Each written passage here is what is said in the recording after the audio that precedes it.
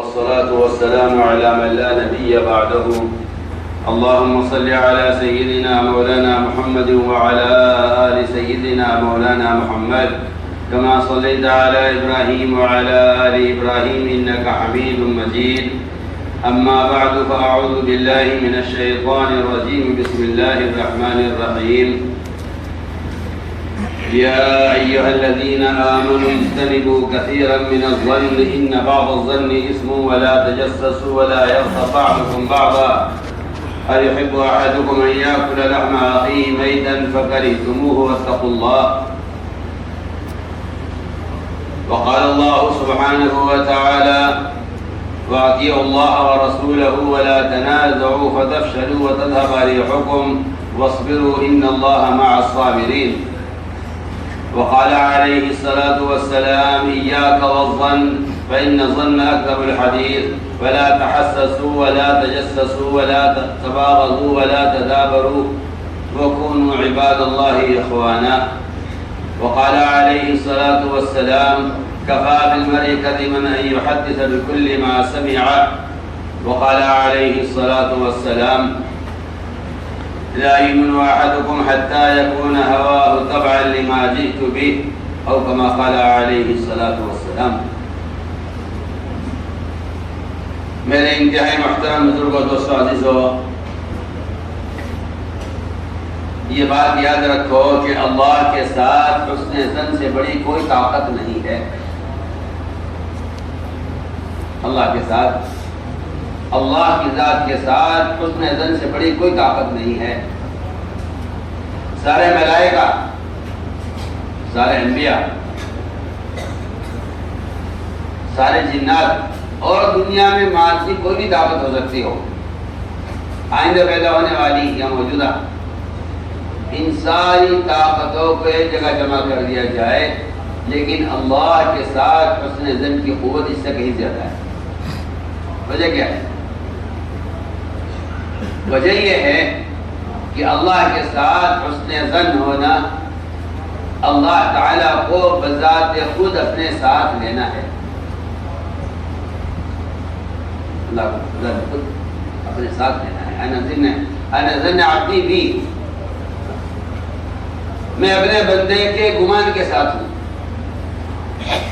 میں اپنے بندے کے گمان کے ساتھ ہوں. میری بات بہت توجہ سننی ہوگی پوری. میں اپنے بندے کے گمان کے ساتھ ہوں. جیسا بھی ناممکنات میں بندہ مجھ سے کسی چیز کا گمان کر لے گا، میں اس کو اس کے گمان کے مطابق اسے کر کے دکھلاؤں گا.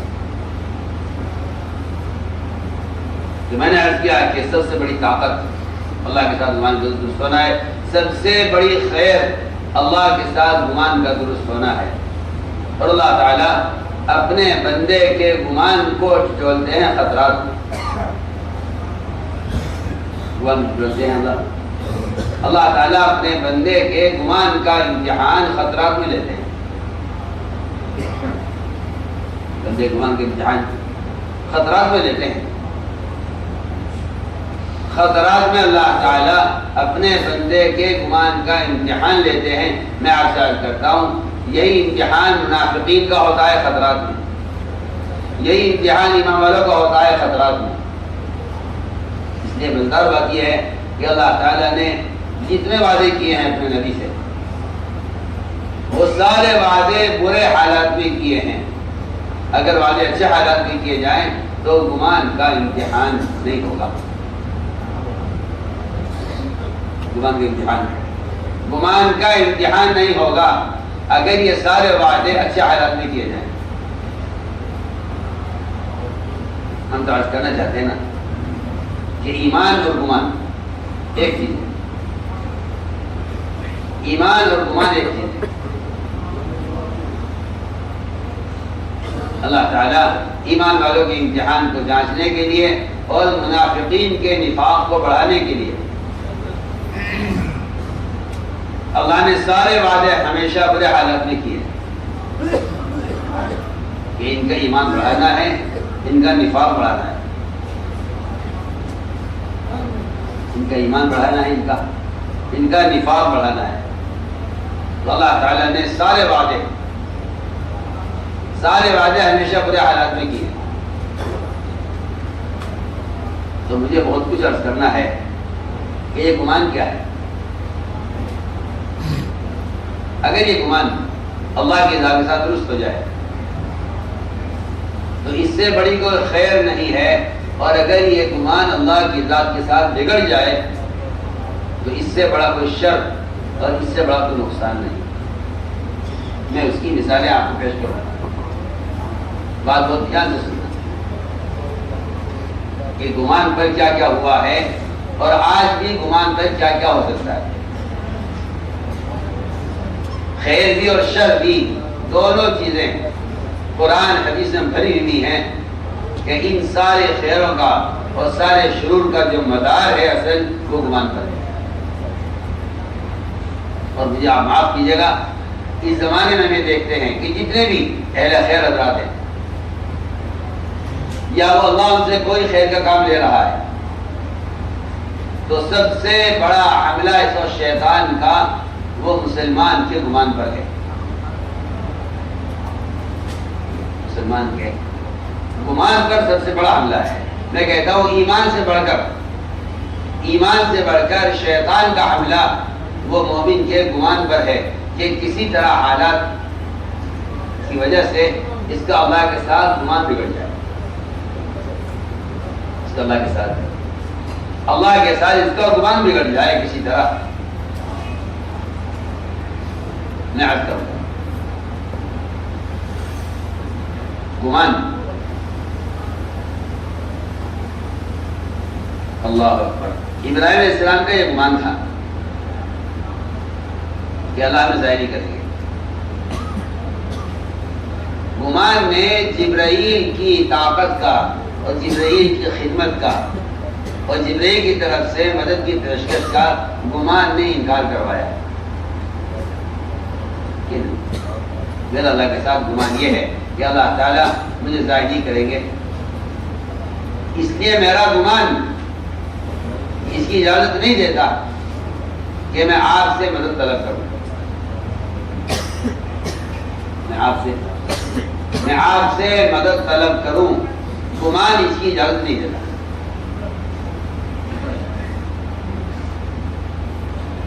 اگر ابراہیم علیہ السلام گمان یہ ہے کہ اللہ مجھے نہیں جلائیں گے تو یہ کوئی نبی کی خصوصیت نہیں ہے. نبی کی خصوصیت نہیں ہے. اگر ایک عام صحابی بھی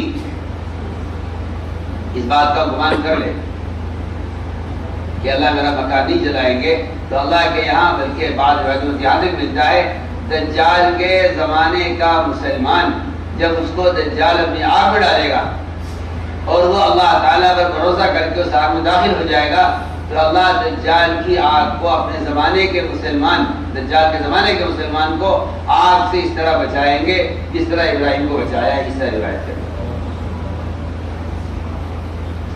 یہی ہے کہ اللہ کے ساتھ گمان کا جو درجہ صاحب انبیاء کے زمانے میں صحابہ کے زمانے میں ہے وہ بعض والوں میں نہیں ہوگا. میں کہتا ہوں آخری زمانہ دجال کے ظہور کے موقع پر جب ایک مسلمان کو اپنی آگ میں ڈالے گا اگر وہ اللہ کے ساتھ گمان ٹھیک کر لے تو اللہ تعالیٰ اس دجال کی آگ کو اس مسلمان کے لیے اس طرح ٹھنڈا کریں گے جس طرح اللہ نے ابراہیم کے لیے آگ ٹھنڈا کیا ہے، دودھ کی آگ ٹھنڈا کیا. میں اس کی مثال دے رہا ہوں. گمان ہے بنیادی چیز. تو میں نے عرض کیا کہ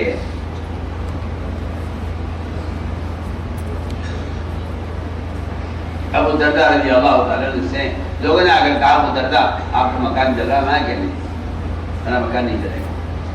ایک نے کہا، دوسرے نے کہا، تیسرے نے کہا، سب نے دیکھ کر کہا ہے کہ آپ کا مکان جل رہا ہے. وہ ہر بات کے جواب میں یہ کہتے تھے کہ نہیں، میرا گمان اللہ کے ساتھ میرا گمان یہ ہے کہ اللہ میرا مکان نہیں جلائے گا. لیکن بنیادی بات یہ ہے کہ یہ گمان کسی دعا کی بنیاد پر ہے.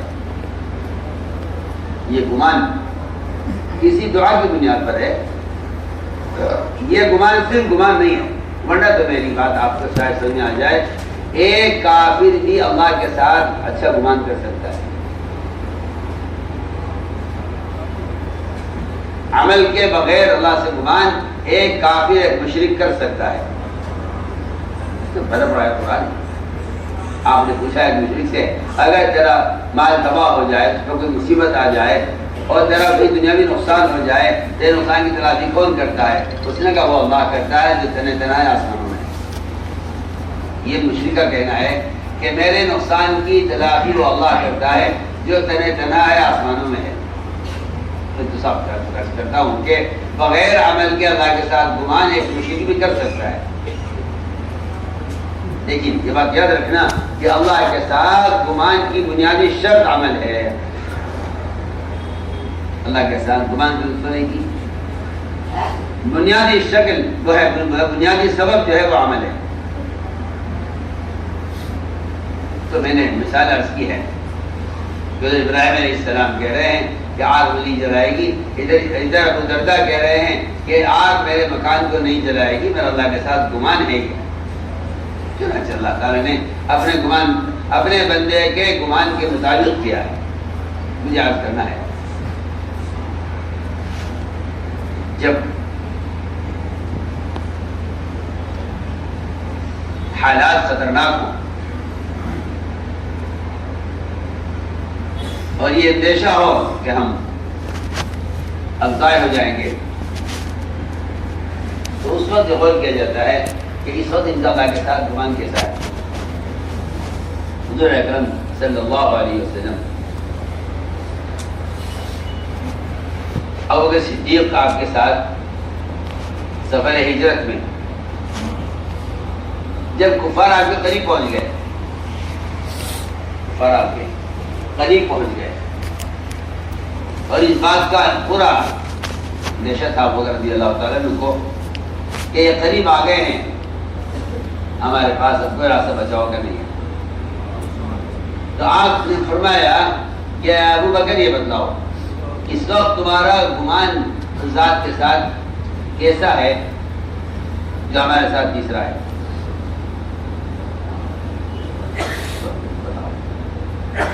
آپ صلی اللہ علیہ وسلم نے اس وقت ابو بکر صدیق رضی اللہ عنہ کے گمان کو ڈول کر دیکھا کہ تمہارا اللہ کے ساتھ کیا گمان ہے۔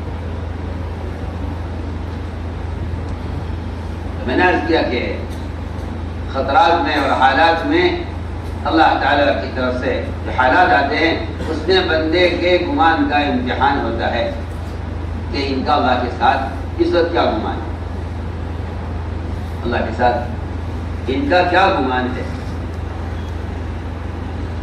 تو میں نے عرض کیا کہ اللہ کے ساتھ حسن ظن، انسانی تجربات اور حالات اللہ سے بعض مرتبہ بدگمان کر دیتے ہیں اور آدمی زبان سے ایسا جملہ کہہ دیتا ہے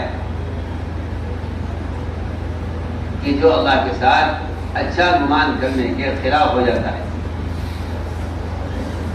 ایک صاحب کو بخار ہوا، بہت معمولی چیز ہے، ایک صاحب کو بخار ہوا، حضور اکرم صلی اللہ علیہ وسلم ان کی عادت کے تشریف لے گئے۔ آپ نے فرمایا لا باس طہور، کوئی گھبرانے کی بات نہیں ہے، ٹھیک ہو جاؤ گے۔ اس نے کہا نہیں جی یہ تو وہ بخار ہے جو بخار مجھے قبرستان پہنچائے گا۔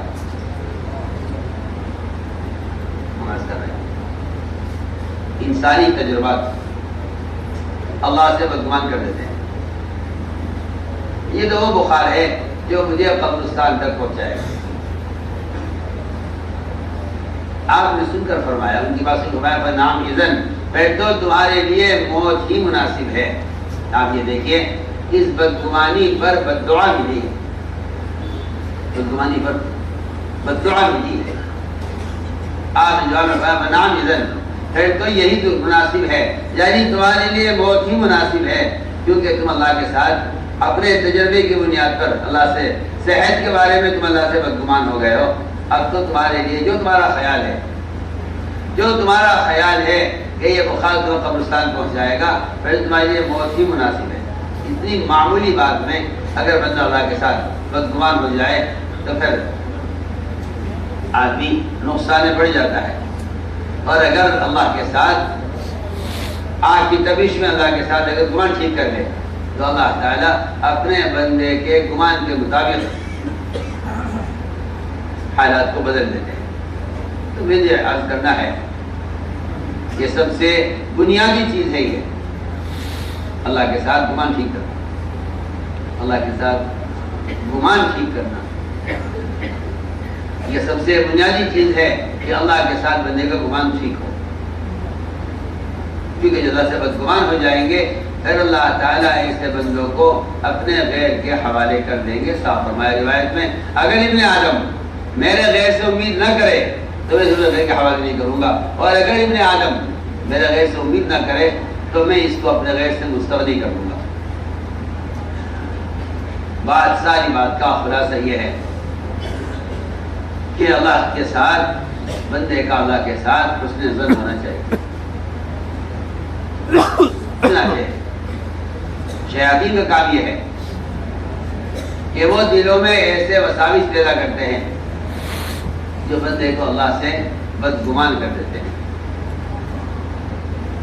ایک بات تو یہ ہے پہلی کہ بندہ اللہ کے ساتھ اللہ کی ذات کے ساتھ حسن ظن رکھے. بندہ اللہ کی ذات کے ساتھ حسن ظن رکھے. دوسری بنیادی بات یہ ہے کہ جس طرح اللہ کی ذات کے ساتھ حسن ظن وہ حالات کیسے بھی ہوں اس کو بدل دیتا ہے، ایسے ہی اللہ کی مخلوق کے ساتھ حسن ظن، اللہ کی مخلوق کے ساتھ حسن ظن. بہت دھیان سے سننا بات، اللہ کی مخلوق کے ساتھ حسن ظن یہ انسانوں کی طبیعتوں کو بدل دیتا ہے.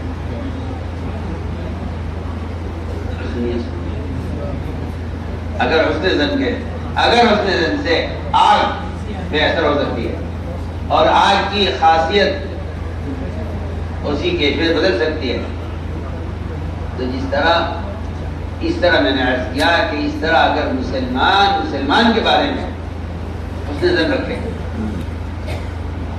اگر مسلمان کے بارے میں، کیونکہ دونوں کا حکم ہے اللہ کی ذات کے ساتھ بھی حسن ظن رکھو، اللہ کی مخلوق کے ساتھ بھی گمان اچھا رکھو. اللہ کی مخلوق کے ساتھ بھی گمان اچھا رکھو. تمہارا گمان مسلمان بھائی کی کیفیت کو تبدیل کر دے گا. میں کہتا ہوں کوئی مسلمان کیسا بھی ہو اگر آپ کا گمان اس کے بارے میں اچھا ہے تو اللہ تعالیٰ آپ کے گمان پر اس مسلمان کی کیفیت کو تبدیل کر دے گا. بہت دھیان سے بات سنو.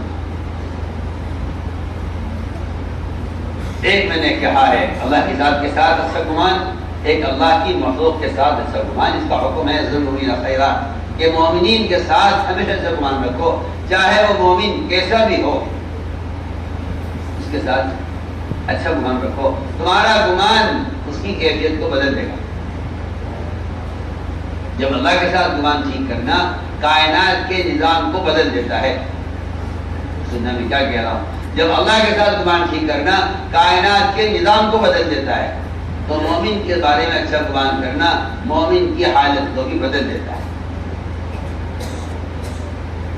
میں ایک واقعہ عرض کرتا ہوں، دھیان سے سننا. میں ایک واقعہ عرض کرتا ہوں حسن ظن پر، بہت دھیان سے سننا. ملک شام پر امیر تھے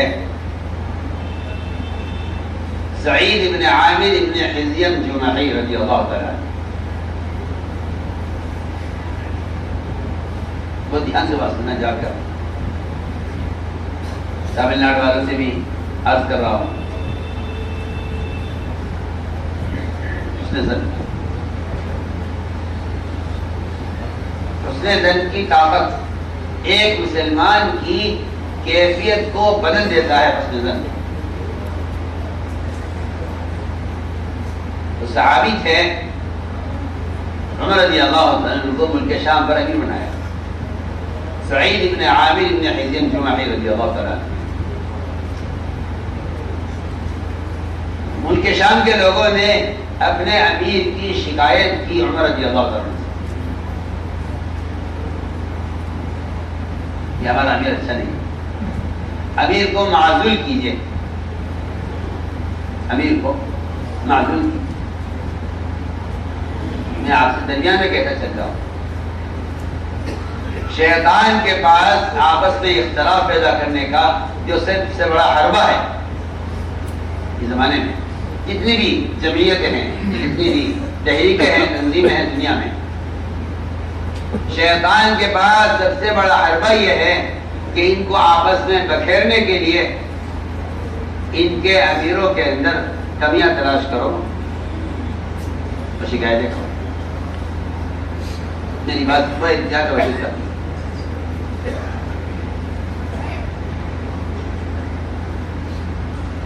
اور یہ مزاج کہ آپ اختلاف کریں اور اختلاف کر کے امیر سے الگ ہو جائیں، امیر سے الگ ہو. میری بات کو دھیان سے سننا. جبکہ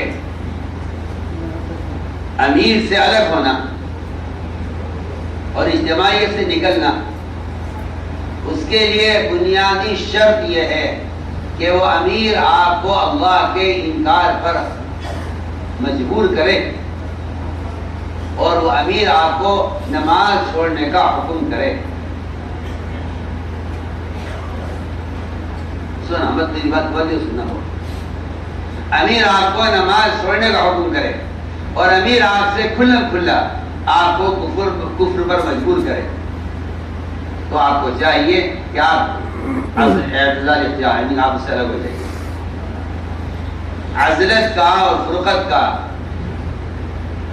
امیر سے الگ ہونے کا کی جو گنجائش ہے وہ صرف اس پر ہے، صرف اس پر ہے کہ آپ کو آپ کا امیر اللہ کے انکار کا حکم کرے یا نماز چھوڑنے کا حکم کرے. یہ حکیم حدیث کرتا ہے. اس سے پہلے آپ کے لیے گنجائش نہیں ہے، اس سے پہلے گنجائش نہیں ہے آپ کے لیے کہ آپ کسی امیر کی اطاعت سے یا کسی اطاعت سے نکلے. یہ کہ آپ یہ کہیں کہ نہیں یہ امیر ہمیں پسند نہیں ہے، امیر تبدیل کریں. بہت دھیان سے بات سنیں. اسی حضور اکرم صلی اللہ علیہ وسلم نے فرمایا ہے، حدیث ہے کہ میرے پاس کوئی میرے کسی صحابی کی شکایت لے کر نہ آئے، لا یبلغنی لا یبلغنی، دونوں طرف آئے اس کو روایتوں میں، کہ نہ تو میرے پاس کسی کے خلاف کوئی بات مجھ تک پہنچے، نہ کوئی بالارادہ مجھ تک کسی کی شکایت پہنچائے.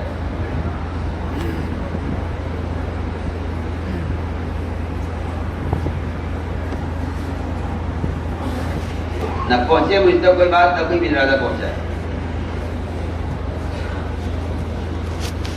اس لیے کہ میرا دل یہ چاہتا ہے کہ جب میں تمہارے سامنے نکلوں تو میرا سینہ سب کی طرف سے صاف ہو.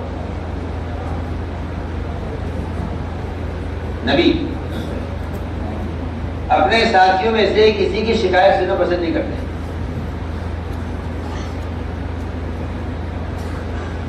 آپ میری بات پر پورا توجہ دینا. میں یہ واقعہ سناؤں گا اور اس واقعے سے میں سے بہت سے اصول اجتماعیت کے اور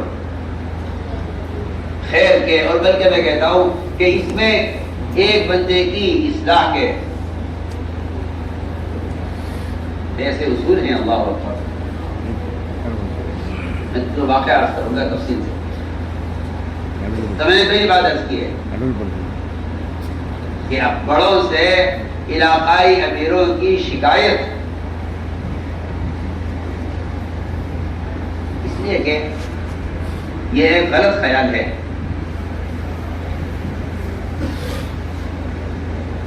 کہ امیر کو ایسا ہونا چاہیے، ایسا ہونا چاہیے، ایسا ہونا چاہیے، ایسا ہونا چاہیے، یہ خیال باطل خیال ہے۔ آدمی اپنے ذہن میں ایک امیر کو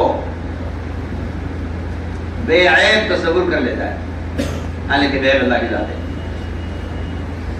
بے عیب اللہ کی ذات ہے، بے عیب، اس کے بعد کسی کو بھی عیوب سے پاک نہیں رکھا جا سکتا، اللہ کی ذات بے عیب ہے بس۔ اس کے انبیاء وہ معصوم ہیں، اس کے انبیاء معصوم ہیں۔ باقی آگے فرمایا کلکم خطاؤن، تم سب کے سب خطا کاروں، جو حدیث میں کہہ دیا کلکم خطاؤن، تو پھر یہ بات دروازہ ہی بند ہو گیا کہ کوئی آدمی یہ کہے کہ میری تو خطا نہیں ہے۔ دھیان سے سننا بات، آدمی سوچتا ہے کہ امیر کو تو ایسا ہونا چاہیے، امیر کو ایسا ہونا چاہیے، امیر کو ایسا ہونا چاہیے۔ میں ایک علاقے کی شورا بنا رہا تھا، ایک صاحب نے کھڑے ہو کر اعتراض کیا، عادت ہے لوگوں کو اعتراض کرنے کی، اور اعتراض یہ کیا کہ بتائیے ایک امیر کے اندر کیا صفات ہونی چاہیے، امیر میں کیا صفات ہونی چاہیے۔ ان کا ارادہ کسی ساتھی کو امیر بننے سے روکنے کا تھا، تو جب انہوں نے سوال کیا مجھ سے کہ کیا صفات ہونی چاہیے، تو میں نے ان کو پہلا جواب یہ دیا کہ وہ امیر فرشتہ ہونا چاہیے۔ کیوں ہونا چاہیے؟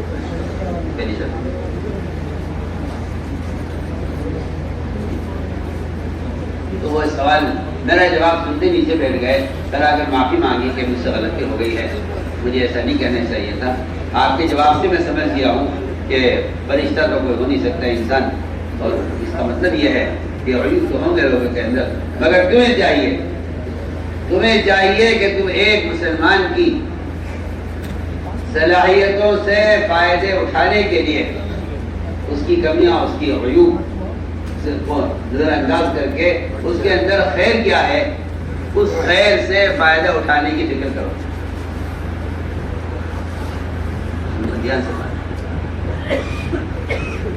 عمر رضی اللہ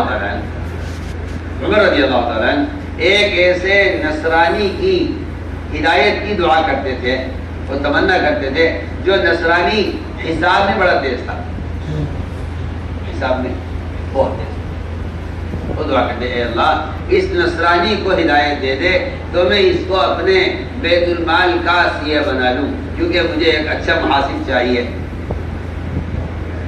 مجھے ایک اچھا محاسب چاہیے، سیہ چاہیے مجھے۔ یعنی آپ دیکھیں نا، ایک نصرانی کی صلاحیت پر حضرت عمر کی نظر ہے، ایک نصرانی کی صلاحیت حضرت عمر کی نظر ہے، مجھے ایک سیہ چاہیے اپنے بیت المال کے حساب کے لیے، اور یہ حساب میں بڑا ماہر ہے، مگر نصرانی ہے، غیر مسلم کو تو میں نہیں چاہتا کہ خزانے کا اس کو جو ہے منشی بناؤں، لیکن مجھے ایک منشی چاہیے، اور یہ آدمی بہت تیز ہے، کاش یہ اسلام لے آئے تو میں اس کو اپنے، یعنی ایک غیر مسلم کی صلاحیت سے ہم کیا فائدہ اٹھا سکتے ہیں۔ ساتھیوں کی صلاحیتوں کو ضائع کر دیتے ہیں، کیا کر کہ ان میں یہ عیب ہے، ان میں یہ عیب ہے، ان میں یہ عیب ہے۔ میں کہہ رہا ہوں ایک بات، عمر رضی اللہ تعالیٰ ایک نصرانی غیر مسلم اس کی صلاحیت سے فائدہ اٹھانے کے لیے اس کی ہدایت کی تمنا کرتے تھے، کاش یہ مسلمان ہو جائے تو میں اسے اپنے خزانے کا سیہ بنا دوں۔ میں ایک مثال عرض کر رہا ہوں، تو میں نے عرض کیا کہ ایک بہت بنیادی بات کہ لوگ ساتھیوں میں، ذمہ داروں میں کمیاں تلاش کرتے ہیں، کیا تلاش کرتے ہیں؟ کمیاں تلاش کرتے ہیں، اور یہ ان کا اپنا خیال ہے کہ ہمیں تو، میں خود تو جیسا چاہیا ہوں، لیکن ذمہ دار اور امیر جو ہے وہ صحیح ہونا چاہیے۔ حدیث میں آتا ہے کہ لوگوں کو اپنی آنکھ کے اندر شہتیر محسوس نہیں ہوتا، شہتیر کہتے ہیں گارڈر جو چھت کو روکنے کے لیے لگایا جاتا ہے، حدیث ہے کہ لوگوں کو اپنی آنکھ کے اندر شہتیر محسوس نہیں ہوتا، دوسرے کی آنکھ کا بال محسوس ہوتا ہے کہ اس کی آنکھ میں بال ہے. جبکہ آنکھ کے اندر اگر پلک کا بال ٹوٹ کر آنکھ میں چلا جائے، مثال دے رہا ہوں، اگر پلک کا بال ٹوٹ کر آنکھ میں چلا جائے تو جس کی آنکھ میں ہوتا ہے اس کو چین نہیں آتی، اس کی آنکھ سرخ ہو جاتی ہے، آنکھ سے پانی بہنے لگتا ہے. وہ کہتا ہے لوگوں سے دیکھو تلاش کرو میری آنکھ میں بال ہے، وہ کہتا ہے نظر نہیں آ رہا ہے. بہت باریک سا بال اوپر کہیں چھپا ہوا ہوتا ہے آنکھ کے اندر، دیکھنے والوں کو نظر نہیں آتا، جس کی آنکھ میں بال ہوتا ہے وہ بیچارہ پریشان اور بے چین رہتا ہے. دیکھ لیجیے آپ حدیث کی مثال دے رہا ہوں کہ دوسرے کی آنکھ کا بال نظر آ جاتا ہے، اپنی آنکھ میں شہتیر اس کو محسوس نہیں ہوتا. یہ میں مثال دیتا ہوں ایسے لوگوں کی جن کا کام یہ ہے کہ لوگوں میں کمی تلاش کرو اور پھر انہیں کہو کہ یہ تو اس قابل نہیں ہے، یہ تو اس قابل نہیں ہے، ان کو تو ایسا ہونا چاہیے، ایسا ہونا چاہیے. میں ایک مثال دے رہا ہوں کہ شیطان آپس میں لڑوانے کے لیے اور آپس میں ایک دوسرے کی صلاحیتوں کو ضائع کرانے کے لیے دلوں کے اندر شیطان وساوس پیدا کرتا ہے. شیطان دل میں وساوس پیدا کرتا ہے اور شیطان مسلمان کو مسلمان سے اور مسلمان کو اللہ کی ذات سے بدگمان کرنے کی کوشش میں لگا رہتا ہے. چنانچہ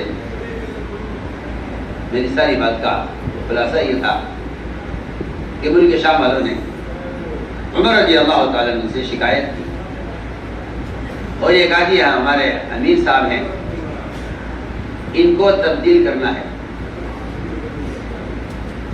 اس امیر کے اندر کچھ ایسے عیوب ہیں کہ جن کے ساتھ عمارت چل نہیں سکتی، لہذا آپ ان کو تبدیل کریں. تو مجھے کیا شکایت ہے کہ جی ہم سے ان سے 4 شکایتیں. پہلی شکایت یہ ہے کہ اگر کوئی ضرورت پیش آ جائے ہم رات میں تو یہ عشاء کے بعد سے لے کر فجر تک یہ ملتے نہیں. دوسری شکایت یہ ہے کہ یہ صبح کام پر بہت تاخیر سے آتے ہیں.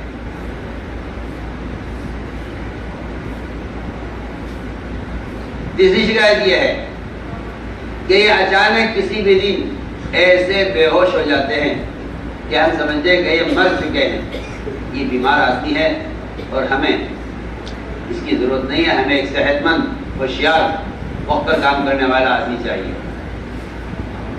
چوتھی شکایت یہ ہے کہ یہ مہینے میں 1 دن چھٹی کرتے ہیں اور غائب ہو جاتے ہیں. یہ میں 4 شکایتیں ان سے.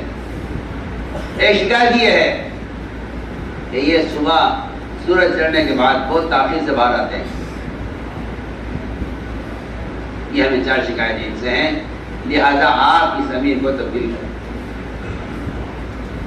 عمر رضی اللہ تعالیٰ عنہ بجائے اس کے کہ اس امیر کو معزول کرتے اور وہاں کے لوگوں کی سے شکایتیں سن کر اس آدمی کو عہدے سے ہٹا دیتے، عمر رضی اللہ تعالیٰ عنہ نے فوراً اللہ کی طرف متوجہ ہو کر اللہ سے یہ کہا کہ اے اللہ، تو اپنے بندے کے گمان کے ساتھ ہے. اے اللہ، میں اس شخص کے بارے میں اچھا گمان کرتا ہوں، تو میرے گمان کی لاج رکھ کر یہ جو اس کے عیوب بیان کیے گئے ہیں 4، ان عیوب کو اے اللہ تو خوبیوں میں تبدیل کر. سوچیے ایک آدمی کی شکایتیں کی جائیں،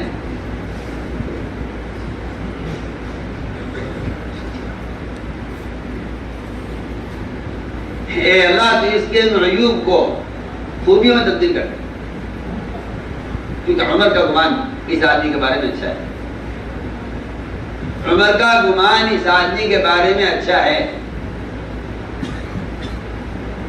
بس جیسا میرا گمان ہے اس شخص کے بارے میں تو ایسا کر دے جیسے میرا گمان ہے. تو یہ قدرت ہے. سوچیے آپ، شکایتیں سن کر عمر رضی اللہ تعالیٰ عنہ نے اس کی ہدایت کی دعا نہیں کی کہ اس کی ہدایت دے دے اور اس کی تربیت کر دے.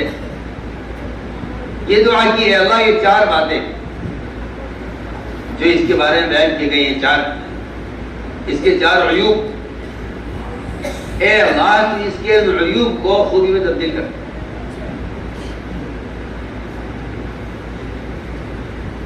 چنانچہ ڈاکٹر نے بلوایا ان کو اور ملک شام کے لوگ آئے.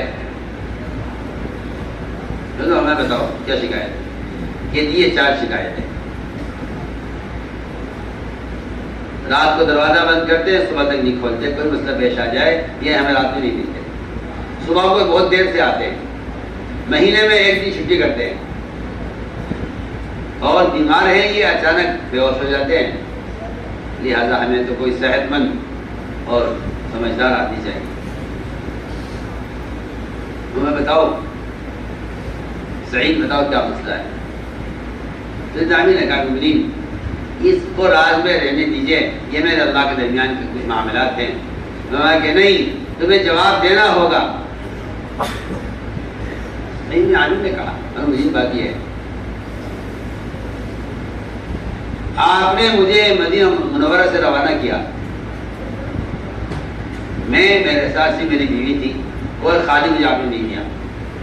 میں صبح اٹھ کر آٹا پیستا ہوں، اس کا روٹی بناتا ہوں اور کھانا تیار کر کے اپنی بیوی کو کھانا میں کھلا کر آتا ہوں، اس لیے کہ شریعت نے بیوی کا کھانا میرے ذمہ کیا، نہ اس کے ذمہ پکانا ہے نہ اس کے ذمہ کمانا ہے.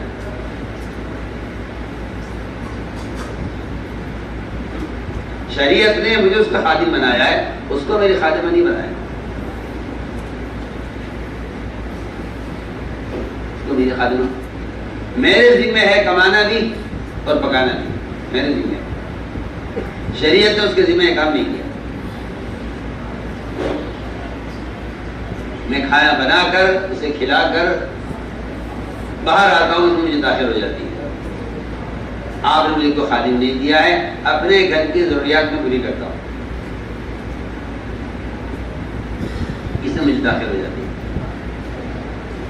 بتاؤ سعید جی کیا بات ہے کہ تم رات کو دروازہ بند کر لیتے ہو، صبح تک کھولتے نہیں ہو. کوئی عام مسئلہ پیش آ جاتا ہے کہ بات یہ ہے کہ میں نے دن کیا ہوا ہے ان کے لیے، رات کی ہوئی ہے حاجت کے لیے.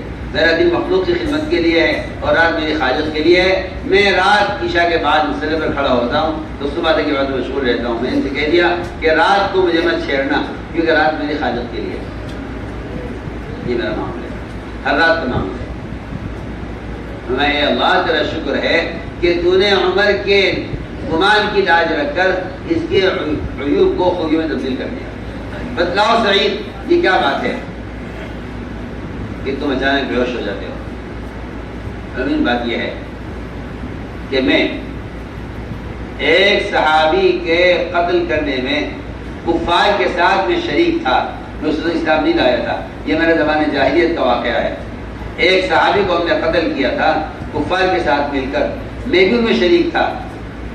مجھے یاد جب خیال آتا ہے کہ اللہ مجھ سے پوچھیں گے قیامت کے دن ان صحابی کے بارے میں کہ تم نے ان کو قتل کیا تھا، تو یہ سوچ کر اللہ کے سوال کا میں کیا جواب دوں گا، میں غم و فکر سے بے ہوش ہو جاتا ہوں. یہ میرے اندر ہے، یہ بے ہوش ہونے کی وجہ یہ ہے.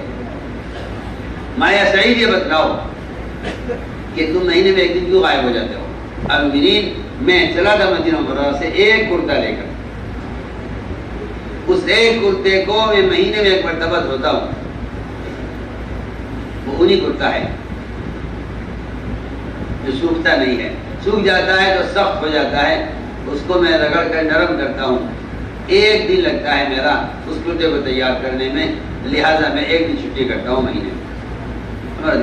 اے اللہ تیرا شکر ہے کہ تو نے عمر کے گمان کے مطابق اس کی ساری عیوب کو خوبی میں تبدیل کر دیا. اس لیے عرض کیا تھا میں نے کہ گمان ایسی طاقت ہے، گمان کائنات کے نظام کو بدل دے تو پھر اللہ کے بندوں کے بارے میں اللہ سے اچھا گمان کرنا یہ بھی تربیت کا اور خوبیوں کے پیدا کرنے کا ایک بنیادی ذریعہ ہے۔ میں نے اس لیے عرض کیا کہ اس گمان پر اللہ تعالیٰ نے حضرت عمر کے گمان کے مطابق اس امیر کی سارے عیوب کو خوبیوں میں تبدیل کر دیا۔ تو میرے دوستوں عزیزو، شیطان کا کام یہ ہے کہ وہ ایمان والوں کے دلوں میں ایمان والوں کی طرف سے بدگمانیاں پیدا کرتا ہے۔ کیا پیدا کرتا ہے؟ بدگمانی۔ بدگمانیاں وساوی سے ہوتی ہیں۔ قرآن نے حکم دیا ہے اے تمام ایمان والوں، مومن کے بارے میں بدگمانی کرنے سے بچو۔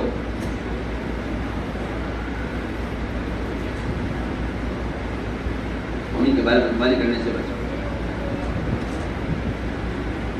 مومن کے بارے میں بدگمانی سے بچو، کیونکہ پہلے بدگمانی ہوتی ہے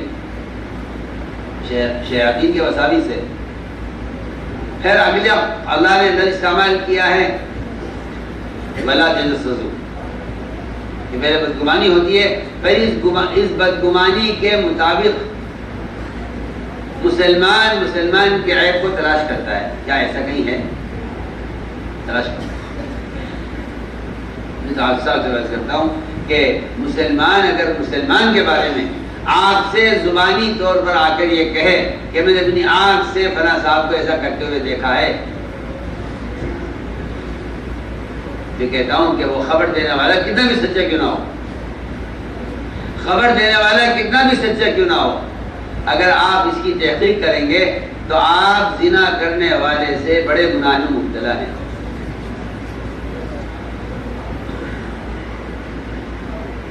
اگر کوئی شخص آپ سے آ کر کہے، کوئی آپ سے آ کر کہے، خیال نہیں، گمان نہیں، کوئی اگر آپ سے کہے مخبر کہ فلاں صاحب نے زنا کیا ہے، اگر آپ تحقیق کریں زنا کی تو آپ زنا سے بڑے گناہ میں مبتلا ہیں۔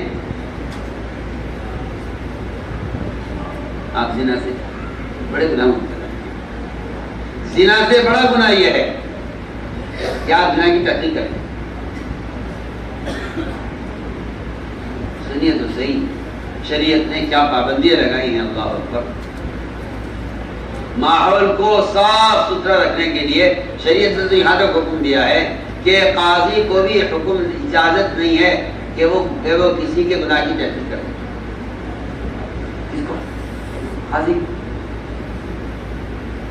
قاضی کے لیے گنجائش نہیں ہے کہ وہ کسی کے گناہ کی تحقیق کرے۔ سوچیے آپ، قاضی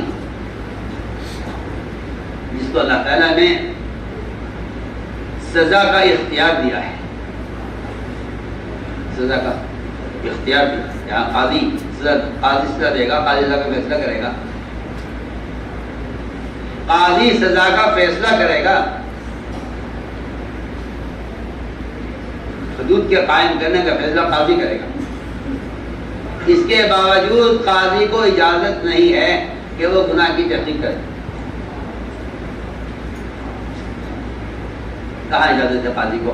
کہ قاضی کو وہاں اجازت ہے گناہ کی تحقیق کرنے کی جہاں کسی کی جان مال کے ضائع ہونے کا خطرہ ہو، وہاں قاضی تحقیق کرے گا کہ مال کس نے چرایا ہے، تحقیق کرو۔ چور کی تلاش ہے، کیوں چور کی تلاش؟ چور کی تلاش اس لیے ہے تاکہ جس کا حق لیا گیا ہے اس کا حق واپس کیا جائے، بس۔ سنیے میں کیا بول رہا ہوں، ورنہ قاضی کی اجازت نہیں ہے کہ آپ کسی کے گناہ کی تحقیق۔ اگر کوئی قاضی آ کے شکایت کرتا ہے کہ فلاں آدمی نے زنا کیا ہے تو قاضی کے لیے جائز نہیں ہے کہ وہ تحقیق کرے۔ سنیے آپ، یہاں تو شکایت کرنے والے کی بات ہو رہی ہے، وہاں تو ماعز بن مالک اسلمی نے 4 مرتبہ اپنے بارے میں آپ صلی اللہ علیہ وسلم سے کہا میں نے زنا کیا ہے، میں نے زنا کیا، میں نے زنا کیا، میں نے زنا کیا۔ آپ نے ہر مرتبہ ماعز بن مالک اسلمی سے ہر مرتبہ آپ نے منہ پھیر لیا، فرمایا نہیں، زنا کیا ہوتا ہے، تم کیا جانو زنا کیا ہوتا ہے، تم نے زنا نہیں کیا، تم نے زنا نہیں کیا۔ وہ کہہ رہی تھی میں نے زنا کیا، کہہ رہی تھی آپ نے زنا نہیں کیا۔ اچھی بات، امام شافعی رحمۃ اللہ علیہ سے ایک صاحب نے آ کر بتایا کہ جی فلاں صاحب جو آپ کے مخالف ہیں، انہوں نے آپ کے بارے میں یہ کہا ہے، یہ کہا ہے، یہ کہا ہے، یہ کہا ہے، یہ کہا ہے، ساری باتیں بالکل سچی تھی۔ امام شافعی والے کا وہ معتمد آدمی تھا جس نے امام صاحب کے سامنے ان کے مخالف کی طرف سے کچھ باتیں نقل کی۔ امام شافعی نے ساری بات سن کے فرمایا اگر تم سچ بول رہے ہو، اس میں ساری باتیں بالکل حقیقت سچی ہیں، تو تم چغل خور ہو، نمام ہو، تم جنت میں داخل نہیں ہو، اور اگر تم جھوٹ بول رہے ہو یا باتیں نقل کر رہے ہو، جھوٹ بول رہے ہو، تو تم فاسق ہو، فاسق جنت میں داخل نہیں ہو۔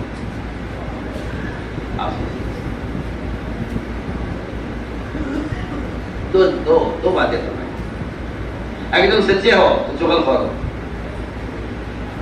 اگر تم سچے ہو چغل خور ہو۔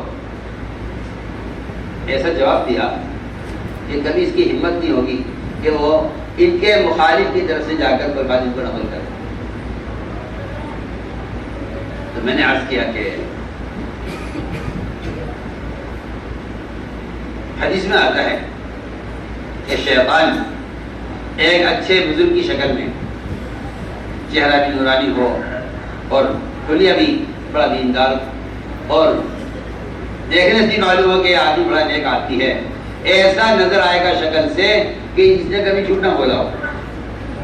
وہ آ کر کہے گا کہ دیکھو جی وہ فلاں بات اس طرح ہوئی ہے، وہ کہہ کے چلا جائے گا، وہ کہہ کے چلا جائے گا، لوگ آپس میں اس بات کو دہرائیں گے، تو سننے والا پوچھے گا یہ بات کس نے کہی ہے، سننے تو لوگ وہ جس سے کہی گئی وہ یہ کہے گا کہ ہاں یہ بات مجھ سے فلاں صاحب نے کہی ہے، ماشاءاللہ شکل سے بہت دیندار معلوم ہو رہے تھے اور ان کو جھٹلایا نہیں جا سکتا، ان کا چہرہ اتنا نورانی ہے کہ ایسا آدمی جھوٹ نہیں بول سکتا، اور میں ان کے حلیے کو دیکھ کر کہہ رہا ہوں کہ وہ آدمی سچ بولنے والا آدمی ہے۔ اس نے مجھ سے یہ بات کہی، نمایا کہ صراحت ہے کہ وہ شیطان ہی تھا جو تمہارے درمیان ایک بات چھوڑ کر چلا گیا ہے، اب تم اس مسلمان کے عیب کی تلاش میں لگے ہوئے ہو، تو شیطان تھا جو تمہارے درمیان بات چھوڑ کر گیا ہے۔ صاف حدیث ہے، صاف نمایا فرمایا وہ شیطان ہی تھا اس پر اس کی بات کو تم نقل کر رہے ہو۔ لوگ کہیں گے کون ہے وہ، آپ جواب دیں گے میں اس کو شکل سے جانتا ہوں، نام سے نہیں پہچانتا، نظر آئے گا تو بتا دوں گا۔ فرمایا کہ وہ شیطان تھا، وہ ایک شکل میں ایک مرتبہ آ چکا ہے، دوبارہ شکل میں نظر نہیں آئے گا۔ آپ اس کی بات کو ایک اگر نقل کریں گے میں نے ایسے آدمی سے سنا ہے جس سے واقعی بھروسہ کیا جا سکتا ہے، حالانکہ حدیث میں صراحت فرمایا کہ وہ شیطان تھا۔ اس لیے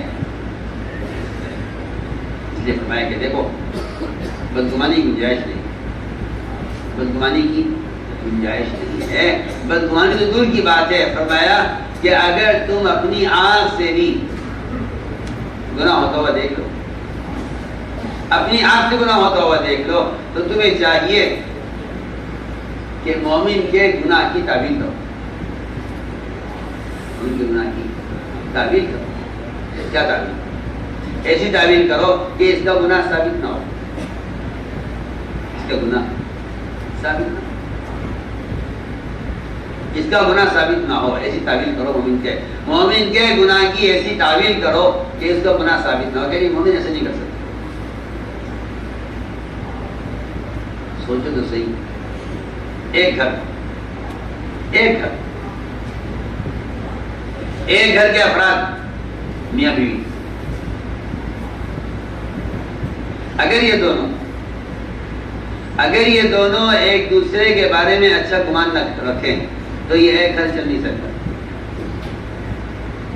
یہ مثال دے رہا ہوں بہت آسان، یہ ایک گھر چل نہیں سکتا اگر یہ دونوں ایک دوسرے کے بارے میں اچھا گمان نہ رکھیں۔ پہلے زمانے میں باندھی ہوا کرتی تھی، میں آپ کو گمان پر ایک واقعہ سناتا ہوں تاکہ آپ کو پتہ تو چلے کہ مومن کے بارے میں اچھا گمان کرنے کی کیا حد ہے اور کیا سزا ہے۔ پہلے زمانے میں کیا ہوتی تھی؟ باندیاں بیوی کی طرح۔ ابو دردہ کی عبداللہ رواحہ کی نہیں باندھی تھی،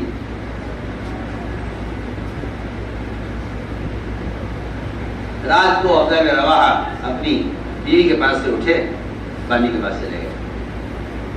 بیوی کی آنکھ کھلی. بیوی کی آنکھ کھلی سے دیکھا کہ وہ بستر پر نہیں ہے. تلاش کیا رات کو اندھیرے میں, تو جا کے دیکھا کہ وہ بانی کے پاس تھے.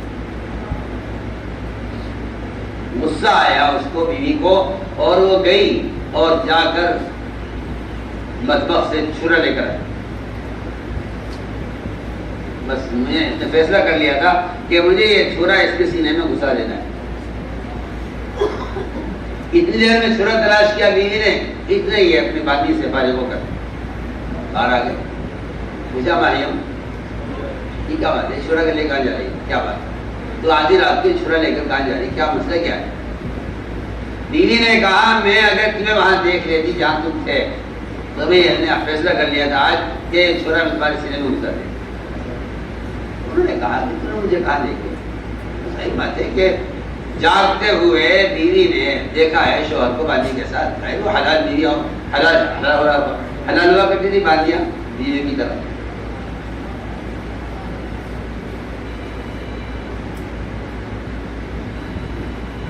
اب رواحہ کو فکر یہ ہوا یہ ایک گھر ہے ہمارا, یہ مجھ سے بدزن نہ ہو جائے. انہوں نے اپنی باندی کا ذہن صاف کرنے کے لیے یہ کہا کہ دیکھ اگر میں باندی سے ملتا تو ظاہر بات ہے کہ میں غسل کی حاجت ہوتی مجھے, اور اللہ کے نبی نے حکم دیا ہے ہمیں کہ غسل کی حاجت اگر کسی کو ہے تو اس حالت میں قرآن نہیں پڑھ سکتا. اللہ کے نبی کی بات آپ, اور بیوی نے کا خیال بھی یہی تھا کہ ایسا نہیں ہو سکتا کہ اللہ کے رسول کسی مسلمان کو کسی کام سے روک دیں اور پھر وہ اس کام کو کرنے یہ ممکن نہیں. سنیے تو صحیح. بیوی نے کہا کہ اگر میں تمہیں وہاں دیکھ رہی جہاں تم تھے, تو شوہر نے یہ کہا بیوی سے کہ اگر میں بانی سے ملتا تو ظاہر بات ہے کہ میں جنابت کی حالت میں ہوتا. دیکھ میں تجھے قرآن پڑھ کر سنا دیتا ہوں تاکہ تجھے اس بات کا یقین ہو جائے کہ میں بانی سے نہیں تھا. انہوں نے عربی کا اشعار پڑھ دیا مجھے. بیوی پورا قرآن پڑھی ہوئی نہیں تھی, بیوی پورا قرآن پڑھی ہوئی نہیں تھی, چند صورتیں پڑھی ہوئی تھی. تو انہوں نے عربی کا اشعار پڑھ کر سنائے. اتانا رسول اللہ یتلو کتابہ کما لاح مشمول الفجر ساطع اتا بالهدى بعد العمى فقلوبنا به موقنات انما قال واقع يبيت يجافي جنبه عن فراشه اذا استثقلت المشركين المضاجع. یہ اشعار پڑھ کے سنا دیے. بیوی سمجھی میرا شوہر قرآن پڑھ رہا ہے. اس نے کہا بالکل سچی بات ہے اللہ کے رسول کی, میں نے یقین کر لیا ہے کہ تم بانی کے پاس نہیں تھے, میری آنکھ نے غلط دیکھا ہے, اللہ کی بات سچی.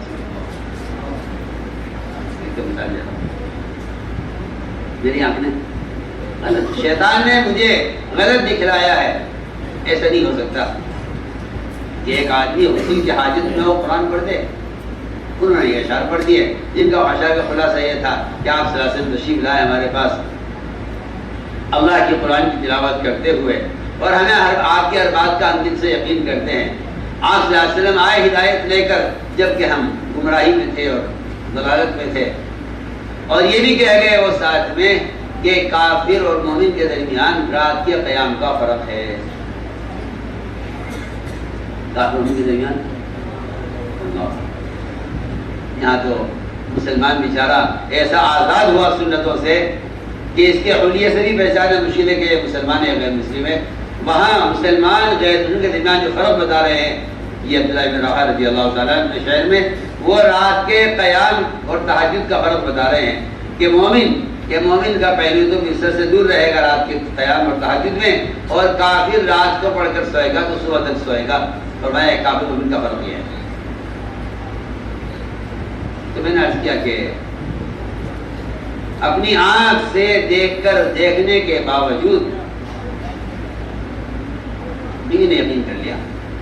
بیوی نے کہا میری آنکھ نے غلط دیکھا ہے, میری آنکھ نے غلط دیکھا ہے. صبح عبد الرواحہ نے سارا واقعات آسم کا آگے سنایا. آپ اتنا ہنسے اس بات پر کہ آپ کی داڑھی ظاہر ہو گئی, اس بات پر ہنسے کہ تم نے اپنے گھر کے تعلقات کو باقی رکھنے کے لیے میں ایک مثال دے رہا ہوں کہ اگر یہ تعمیل نہ کی جائے تو بتائیے ایک گھر نہیں چل سکتا، تو اتنا بڑا نظام اجتماعی کسی بھی تنظیم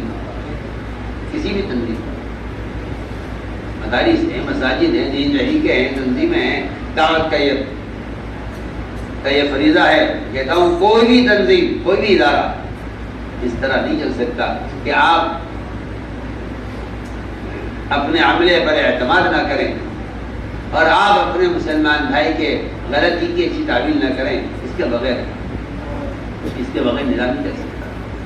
اس نے ایک مثال عرض کی ہے کہ میرے دوستوں، مسلمان کے فعل کی اچھی تعمیل، مسلمان کے فعل کی اچھی تعمیل کرو کہ جس سے مسلمان کا گناہ ثابت نہ ہو۔ یہاں تو گناہ ثابت کرنے کی کوشش ہوتی ہے،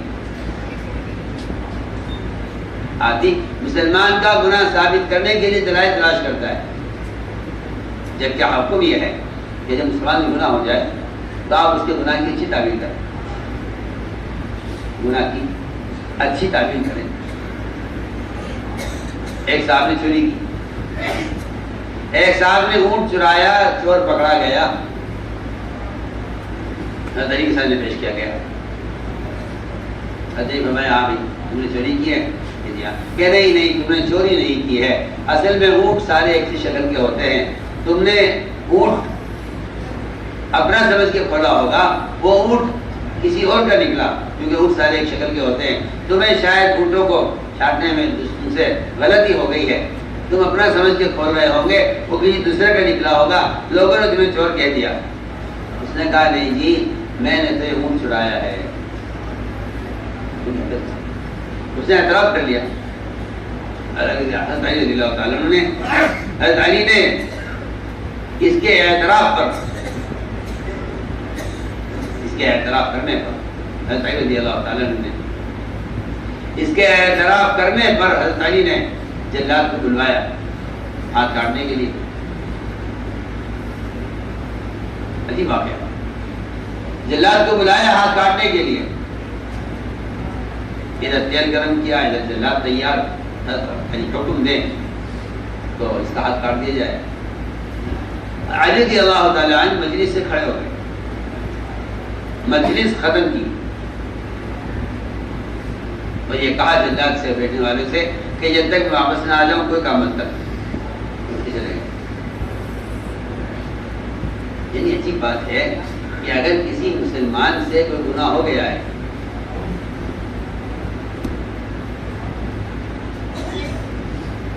تو اس کو ختم کرنے کی کوشش،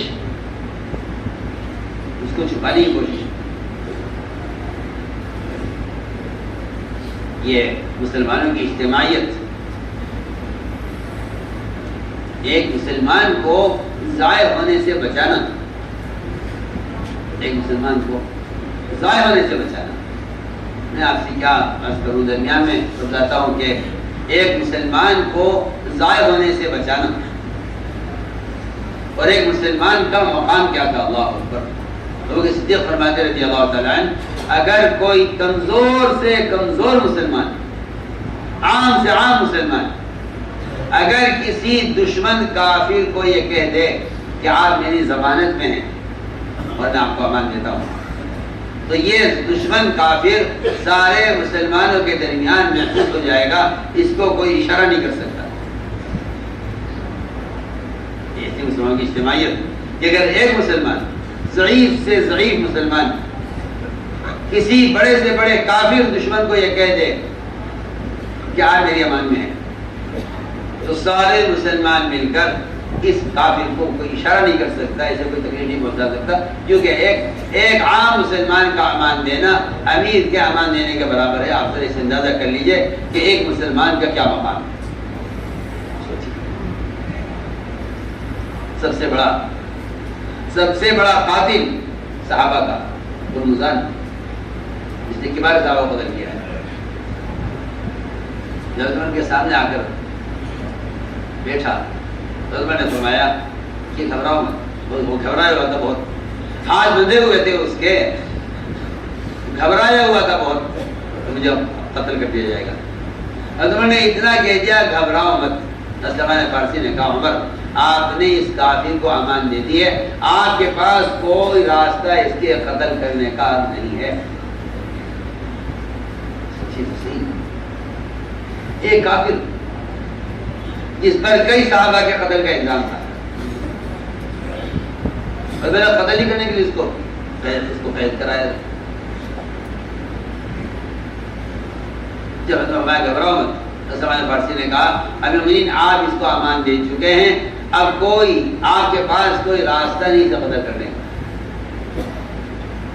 سلمان سچ کیا تو کہتی یہ حدیث ہے، یہ حدیث ہے کہ تم مسلمان اگر کوئی مسلمان کسی کافر کو، آپ تو المومنین ہیں، یہ تو عام مسلمان بھی اگر یہ کہہ دے اس سے گھبراؤ مت تو یہ اصل خان درمیان محفوظ ہو جائے گا. بتانا چاہتا ہوں کہ ایسی اجتماعیت تھی مسلمانوں کی. چنانچہ میں عرض کر رہا تھا کہ حضرت علی رضی اللہ تعالیٰ عنہ نے فرمایا ساتھیوں سے کہ ابھی کچھ مت کرنا، میں ابھی آتا ہوں. اٹھ کے چلے گئے. تھوڑی دیر کے بعد آئے، پوچھا چور سے آپ نے چوری کی ہے؟ چور نے کہا نہیں جی میں نے تو کوئی چوری نہیں کی. یہ چور خود اعتراف کر چکا ہو پھر اس نے انکار کر دیا میں نے چوری نہیں کی. حضرت علی رضی اللہ عنہ نے چور کو چھوڑ دیا کہ جاؤ. لوگوں نے کہا جی یہ آپ نے کیا کیا؟ یہ آپ نے کیا کیا؟ آپ نے اس کو پکڑا پھر چھوڑ دیا. حضرت نے فرمایا میں نے اس کو پکڑا تھا اس کے اقرار پر، چھوڑ دیا اس کے انکار پر. اور یہ کتنا بڑا ظلم ہے کہ ایک مسلمان اپنے گناہ کا اعتراف کرے تو آپ اسے پکڑ لیں، اور اگر وہ انکار کرے تو آپ اسے چھوڑیں نا. یہ کیا بات ہے؟ یہ کیا بات ہے؟ جس طرح آپ نے اس کو اقرار پر اس کو پکڑا ہے، آپ اس کے انکار کو اس کو چھوڑیں بھی اسی طرح. آپ نے اس کے اقرار پہ تو یقین کر لیا، آپ نے چور کے اقرار پہ تو یقین کر لیا. جب اقرار پہ یقین کر رہے ہیں تو انکار پہ یقین کیوں نہیں کرتے؟ سوچیے، جب آپ اقرار پہ یقین کر رہے ہیں نا، یہ اس بات کی علامت ہے کہ اگر آپ کسی مسلمان کے گناہ کے اقرار کو تو آپ قبول کر لیں، اگر وہ انکار کو تو آپ قبول نہ کریں، یہ اس بات کی علامت ہے کہ آپ مسلمان کو ضائع کرنا چاہتے ہیں. مسلمان کو آپ ضائع کرنا چاہتے ہیں، جبکہ یہ بات حق ہے کہ ایک مسلمان کا مقام بیت اللہ سے اونچا ہے. وہ کیسا بھی مسلمان ہے، ایک کلمہ لا الہ الا اللہ کا اقرار کرنے والے کا درجہ بیت اللہ سے اونچا ہے. اور یہ بات یاد رکھنا کہ کسی مسلمان کو حقیر سمجھنا، کسی مسلمان کو حقیر سمجھنا اسلام سے محروم کر دیتا ہے. کسی مسلمان کو حقیر سمجھنا، کسی مسلمان کو حقیر سمجھنا اسلام سے محروم کر دیتا ہے. حضور اکرم صلی اللہ علیہ وسلم عرفات کے میدان میں آپ نکلنے کے لیے تیار، سارے صحابہ، کبار صحابہ سب انتظار میں کہ آپ کب رخصت ہوں گے عرفات سے مزدلفہ کی طرف. وقت ہو گیا، تاخیر ہو گئی، لیکن آپ قدم اٹھائیں تو صحابہ قدم اٹھائیں، سب انتظار میں کہ آپ چلے ہم بھی چلے. آپ انتظار کرتے رہے، دیر ہو گئی. ہر ایک کی زبان پر تھا کہ کیوں دیر کر رہے، کیوں دیر کر رہے. کافی دیر کے بعد حضرت اسامہ آئے، اپنے کسی حاجت سے گئے ہوئے تھے. حضرت اسامہ آئے، میں کہ اسامہ کا انتظار کر رہے تھے، اب چلو. اہل یمن نے یہ کہا کہ اس کی وجہ سے ہمیں روکا گیا ہے. بھلا اس کی کیا حیثیت ہے؟ اس کی کیا حیثیت ہے؟ اس کی وجہ سے ہمیں سب کو روکا گیا. چنانچہ جب ارتداد آیا وہ صدیق کے زمانے میں، ارتداد آیا وہ صدیق کے زمانے میں، تو سب سے پہلے اہل یمن مرتد ہوئے. پوچھا گیا عبداللہ بن مسعود رضی اللہ تعالیٰ عنہ سے کہ اہل یمن کے مرتد ہونے کی کیا وجہ ہوئی، انہوں نے اسلام کیوں چھوڑ دیا آپ کی وفات کے بعد؟ تو ابو بکر صدیق نے فرمایا کہ اسامہ کے انتظار کو حقیر سمجھنا یہ اہل یمن کے ارتداد کا سبب بنا ہے. ہم ذرا غور کریں اس پر. کسی مسلمان کو حقیر سمجھنا یہ آدمی کے اپنے ایمان کو خطرے میں ڈال دیتا ہے۔ تو میں نے عرض کیا کہ کسی مسلمان کو اس کے گناہوں کی، اس کی کسی غلطی کی وجہ سے حقیر سمجھنا، یا کسی مسلمان کو اس کی ذات کے اعتبار سے حقیر سمجھنا، اس کی کوئی گنجائش نہیں ہے۔ تو میں نے عرض کیا کہ یہ بنیادی باتیں ہیں جنہیں سمجھنا ہے کہ مومن کے بارے میں ہمیشہ اچھا گمان رکھو، مومن کے بارے میں ہمیشہ اچھا گمان رکھو۔ میں عرض کر رہا ہوں کہ واقعات ہے یہ کہ آپ کے سامنے ایک آدمی اپنی غلطی کا اعتراف کر لے، پھر بھی آپ اس کی بات کو، پھر بھی آپ یہ کہیں کہ نہیں مومن ایسے نہیں کر سکتا، یا تو سنی ہوئی خبر پر آدمی فیصلہ کر لیتا ہے۔ اسی حدیث میں آتا ہے، بلکہ میں نے شبہ روایت پڑھی تھی، کفا بالمرء کذبا ان يحدث بكل ما سمع، ایک آدمی کے جھوٹا ہونے کے لیے اتنا کافی ہے کہ وہ سنی ہوئی بات کو آگے نقل کرے، سنی بات کو۔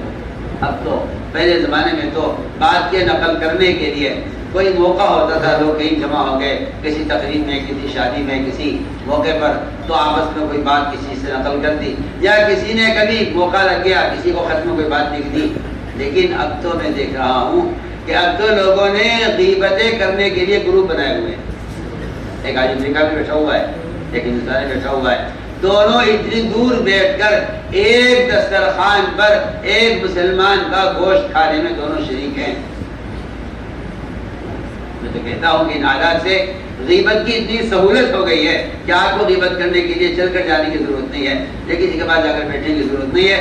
غیبت کی سہولتیں آپ کے تو دماغ میں پتھر بھرے ہوئے ہیں اور آپ تو آنکھوں سے اندھے ہو گئے ہیں، آپ کے نزدیک یہ باطل آلات دین کی اشاعت کا ذریعہ بن گئے ہیں، جس کو آپ اس وقت کی ضرورت سمجھتے ہیں۔ میں سمجھتا ہوں کہ یہ اس سے بڑا گدھا بیوقوف کوئی نہیں ہے، جس کو باطل آلات کے ذریعے دین پھیلتا ہوا نظر آئے، اس سے بڑا بیوقوف کوئی نہیں۔ علم کو فلموں کے ساتھ جوڑ کر اور علم کو حرام راستے سے اختیار کرنے کو دین سمجھنا، اس سے بڑا بیوقوف، اس سے بڑا گمراہ کوئی نہیں۔ سوچیے نا میں کیا بول رہا ہوں، کہ آپ اس کو کمال سمجھتے ہیں، اس سے بڑی سہولت ہے۔ میں کہتا ہوں اس کی غیبت کی سہولت، گناہوں کو دیکھنے کی سہولت، تصویریں دیکھنے کی سہولت، اور ان سہولتوں کے راستے دین کا پھیلانا، یہ دین کی بے حرمتی کا ذریعہ ہے۔ یہ اس سے نہ ہدایت ملے گی، نہ علم حاصل ہوگا، کچھ نہیں ہوگا۔ یہ حضور کی سوچ ہے آپ لوگوں کی، آپ کا خیال یہ ہے کہ دین میں آسانی پیدا کرو۔ میں کہتا ہوں یہ استخفاف ہے، یہ آسانی نہیں ہے، یہ استخفاف ہے دین کا۔ الدین یسر کا مطلب یہ کہیں بھی ثابت نہیں ہے کہ آپ غلط راستوں سے چل کے دین حاصل کریں، یہ الدین یسر کا مطلب یہ کہیں بھی نہیں ہے۔ الدین یسر کا مطلب یہ ہے اللہ نے اس امت کے لیے زمین کو پاک کیا ہے، طہارت کے لیے تیمم پچھلی امت کے لیے نہیں تھا۔ اللہ نے اس امت کے لیے مال غنیمت کو حلال کیا ہے، پچھلی امتوں کے لیے نہیں تھا۔ اللہ نے اس امت کے لیے زکوٰۃ کے مال کو حلال کیا ہے، پچھلی امتوں کے لیے نہیں تھا۔ آپ سوچیے، پہلی امتوں کے لیے غنائم حلال نہیں، امت کے لیے حلال ہے۔ یہ تھا یسر کا مطلب۔ آپ پڑھیے قرآن تو آپ کو پتہ چلے کہ اللہ تعالیٰ نے یسر کا مطلب کیا بیان کیا ہے۔ آپ باطل راستوں سے دین کی اشاعت کر کے کہیں الدین یسر، کے دین آسانی کا نام ہے۔ میں کہتا ہوں آپ نے بدعتوں کا نام یسر رکھا ہوا ہے کہ آپ بدعتیں اور غلط طریقے اختیار کریں اور یہ کہیں کہ دین میں آسانی لاؤ، آسانی لاؤ۔ میں کہتا ہوں یہ سہولت نہیں ہے، یہ نحوست ہے، اس سے اپنے آپ کو بچانا چاہیے۔ تو ہم نے ایک بات عرض کر رہے تھے، بات کو پھیلانا، بات کو، اللہ کی قسم زنا کی خبر کرنے والا شخص زنا کرنے والے سے زیادہ بڑا گناہ گار اور بدتر ہے۔ اس کا زنا کا گناہ تو معاف ہو جائے گا، خبر کرنے والے کا گناہ کبھی معاف نہیں۔ میں کیا بول رہا ہوں، زنا کرنے والے کا گناہ تو معاف ہو جائے گا، لیکن خبر کرنے والے کا گناہ معاف نہیں ہوگا۔ یہ پکی پکی بات ہے، حدیث سے کہہ رہا ہوں۔ آپ دیکھ لیجیے، آپ صلی اللہ علیہ وسلم اپنی آنکھوں سے دیکھ رہے ہیں کہ جس زنا کرنے والے کو رجم کیا گیا تھا وہ تو جنت کی نہروں میں نہا رہا تھا اسی وقت اسے رجم کیا گیا۔ جس کو رجم کیا گیا پتھر مار کر زنا کرنے والے کو لوگوں کے سامنے، جس کی لاش پڑی ہوئی ہے سامنے. فرمایا میں دیکھ رہا ہوں کہ اس وقت یہ زنا کرنے والا جنت کی نہروں میں غوطے کھا رہا ہے, وہاں نہا رہا ہے. اور جنہوں نے یہ کہا تھا ایک دوسرے کے کان میں کہ دیکھو اس زنا کرنے والے نے کیسا اپنے آپ کو ذلیل کیا ہے, وہ کتے کی طرح رجم کیا جا رہا ہے. فرمایا کہ تم دونوں کی پکڑ ہوگی قیامت.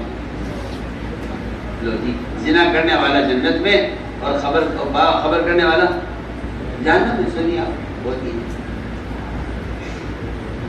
زنا کرنے والا جنت میں, اور جس نے اس کا تذکرہ کیا آپس میں کہ دیکھو کس طرح رجم کیا جا رہا ہے کتے کی طرح. فرمایا کہ تم دونوں سے تمہاری اس چیز کا قیامت میں تم سے اس کا سوال ہوگا. اور صاف فرمایا ہے کہ اگر غیبت کرنے والا جس کی غیبت کر رہا ہے اگر دنیا میں جا کر اس سے معاف نہیں کرائے گا تو یہ غیبت کا جو لقمہ کھایا ہے اس نے مسلمان کے گوشت کا, جہنم کی آگ اس کو جلائے گی, اور یہ غیبت کا جو جملہ ہے یہ اس کو جہنم میں لے کر جائے گا. یہ تو حدیث صاحب کر رہا ہوں. اللہ کا آپ استغفار کر لیں, اللہ سے معافی مانگ لیں. تو میں صاف سے بات کرتا ہوں کہ حدیث کا الفاظ یہی ہے کہ غیبت کا گناہ وہ استغفار سے معاف نہیں. غیبت کا گناہ استغفار سے معاف نہیں ہوگا. ایک صاحب آپ کی مجلس سے بیٹھے ہوئے تھے, اٹھے تو اٹھنے میں ذرا ٹانگوں میں کمزوری تھی ان کے, مشکل سے کھڑے ہوئے. دوسرے نے کہہ دیا عیب کے طور پر اتنا کمزور ہے, کیسے ٹانگیں ہیں اس کی, بس اتنا کہنا فرمایا کہ جلدی اپنے دانتوں میں خلال کر, تیرے دانتوں میں سے گوشت نکلے گا کہ تو نے اس کی جو ہے غیبت کی ہے, کہ تو نے یہ کہا کہ آدمی کتنا کمزور ہے. فرمایا جلدی جائے اس کے پیچھے اور جا کر اس سے حلال کروا لے. بعض روایتوں میں تحلل ہے, بعض روایتوں میں تخلل ہے, کہ تحلل نہیں ہے بلکہ تخلل ہے. یہ خلال کر میں دانتوں میں تو نے اس کمزور آدمی کی غیبت کی, اس کا بیان کیا ہے. دانتوں میں خلال کر, تیرے دانتوں میں سے گوشت نکلے گا. یہ حدیث ہے. میں عرض کرنا چاہتا ہوں کہ خبریں بہت پھیلاتے ہیں لوگ, خبریں بہت پھیلاتے ہیں, اسی میں لگے رہتے ہیں. فرمایا حدیث میں ایک آدمی کے جھوٹا ہونے کے لیے کافی ہے کہ وہ سنی ہوئی بات کو آگے نقل کرے. سنی ہوئی بات کو آگے نقل کر دینا جھوٹا ہونے کے لیے کافی ہے. اللہ مجھے معاف کرے. عوام علماء عوام علماء اس مرض میں اکثر لوگ مبتلا ہیں. اس مرض میں اکثر لوگ مبتلا ہیں.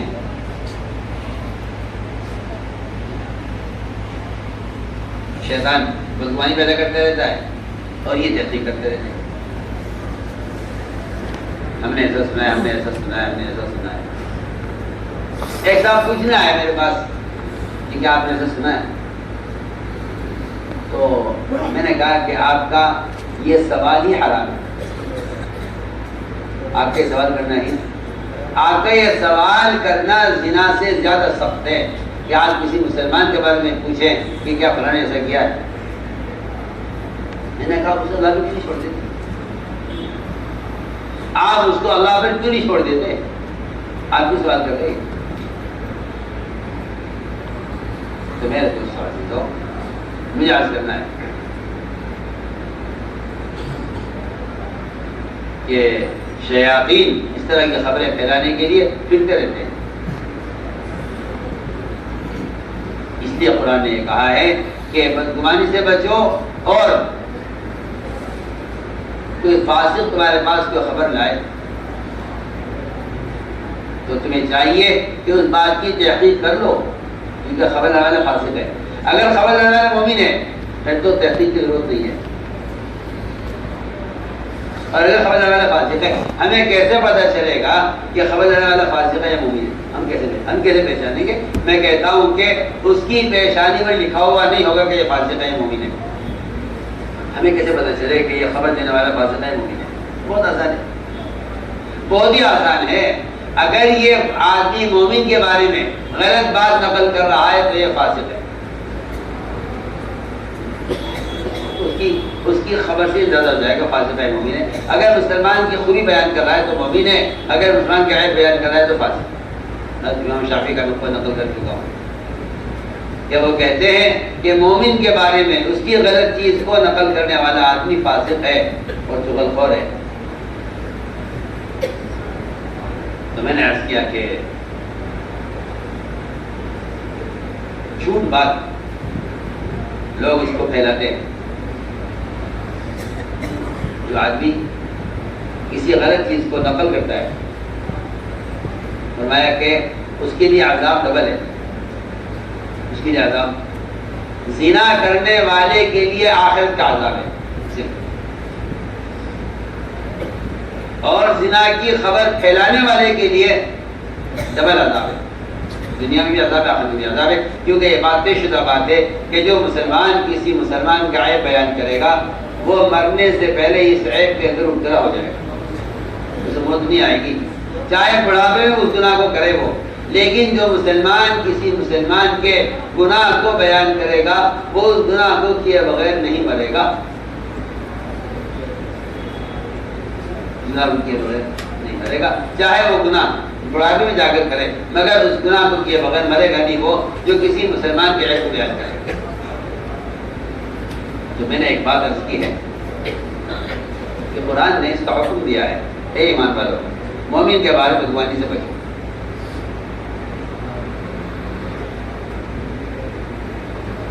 چنانچہ جھوٹی خبریں خوب اڑتی ہیں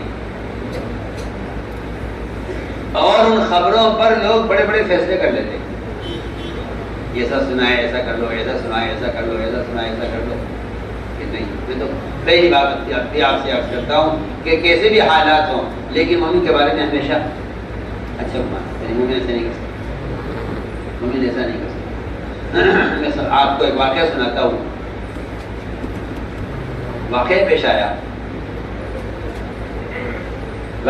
آیا. ایک قبیلہ تھا، قبیلہ بنو مستلق. قبیلہ بنو مستلق بڑا مالدار قبیلہ تھا. اسلام لایا.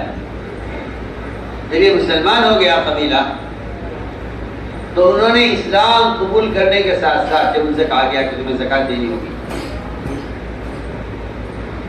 تو انہوں نے کہا کہ یا رسول اللہ ہمیں اپنے مال کی زکوٰۃ دینی ہے، ہم زکوٰۃ کا مال ابھی لے آئیں آپ کے پاس یا آپ کا آدمی ہمارے پاس آئے گا؟ فرمایا کہ نہیں، ہمارا آدمی آئے گا آپ کے پاس آپ سے زکوٰۃ کا مال وصول کرنے کے لیے. بہت عجیب قصہ ہے، دھیان سے سننا. ہمارا آدمی آئے گا آپ سے زکوٰۃ کا مال وصول کرنے کے لیے.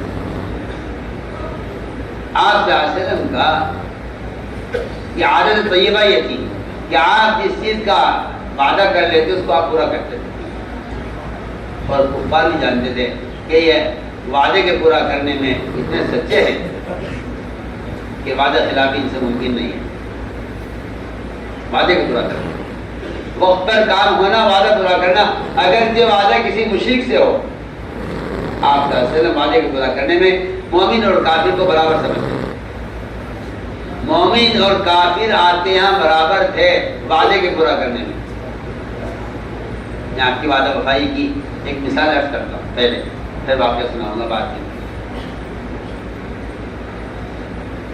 بدر کا موقع تھا اور بدر ایک ایسا غزوہ ہے جس نے کفر کی کمر توڑ دی ہے. سب سے بڑا غزوہ ہے اور اسلام کی فتح اور اسلام کا غالب آنا وہ یہی ہے غزوہ ہے، غزوہ بدر. بدریین کی فضائل، بلکہ بدریین کی فضیلت تو یہ ہے کہ آپ نے فرمایا کہ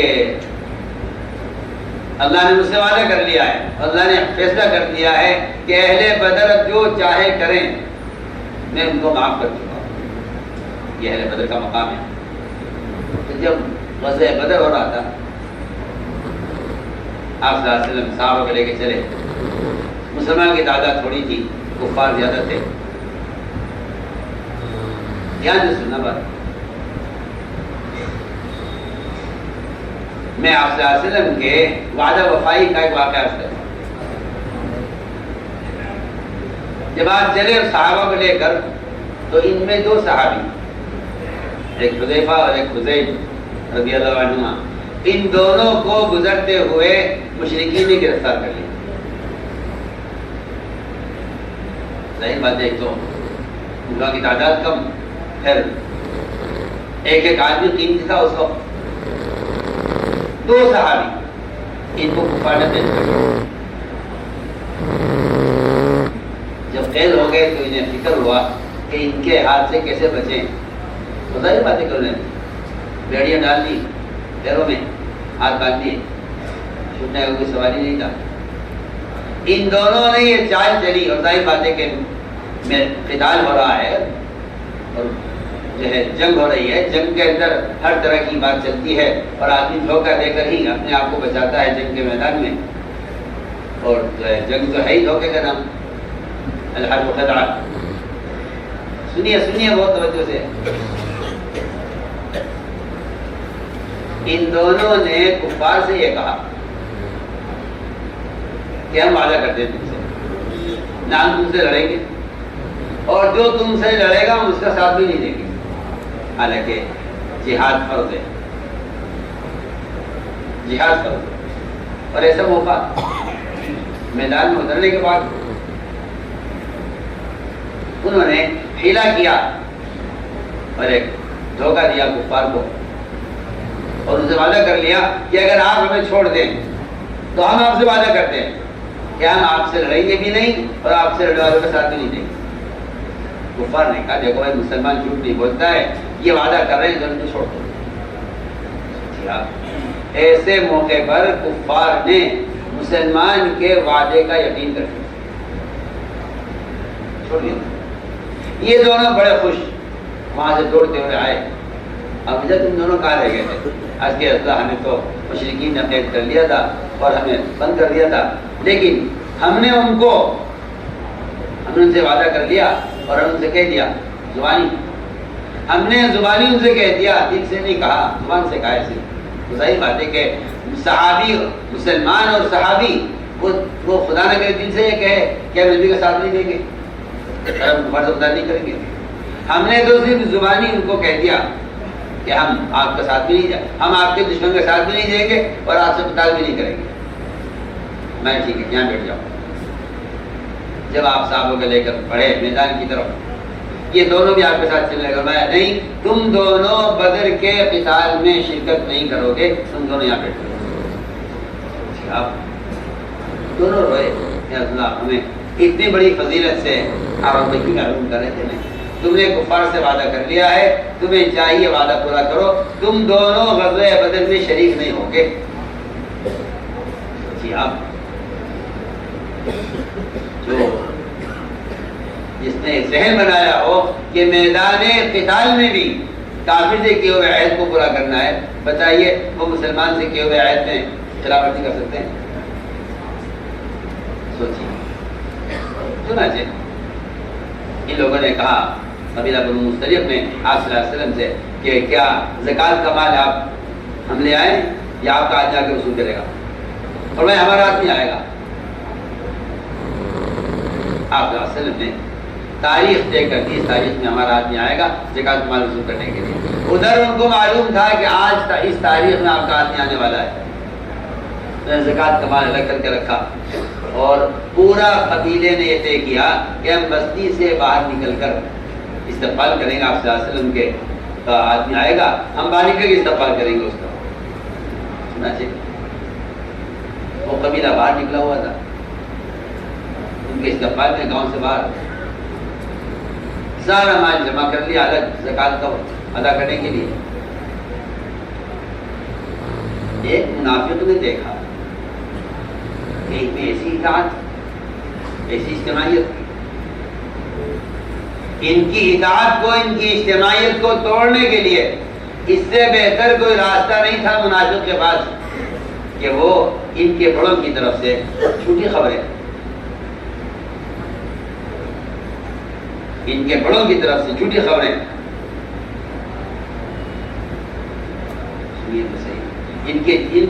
ان کا ساتھ دینے والی، ان کے ساتھ چلنے والی، کی اطاعت کرنے والوں کو کیسے بدگمان کیا جائے ان کی طرف سے۔ منافق ملا راستے میں ان صحابی سے، فرمایا کہاں جا رہے ہیں؟ انہوں نے کہا کہ میں بنو مستلق سے زکوٰۃ دینے جا رہا ہوں۔ اس منافق نے یہ کہا کہ آپ کو صورتحال کی خبر نہیں ہے، میں آپ کا خیر خواہ ہوں، اور میں آپ کو آپ کی جان کی حفاظت میرے ذمہ ہے، میں آپ کو بہت آپ کی جان کی حفاظت کے لیے آپ سے کہہ رہا ہوں، وہ پورا قبیلہ آپ کو قتل کرنے کے لیے گاؤں سے باہر کھڑا ہوا ہے اور پورا قبیلہ زکوٰۃ دینے سے انکار کر رہا ہے۔ اگر آپ گئے وہاں تو آپ کو چھوڑیں گے نہیں، میں آپ کی جان کی حفاظت کے لیے کہہ رہا ہوں، آپ آگے بڑھ پڑیں، آپ واپس سے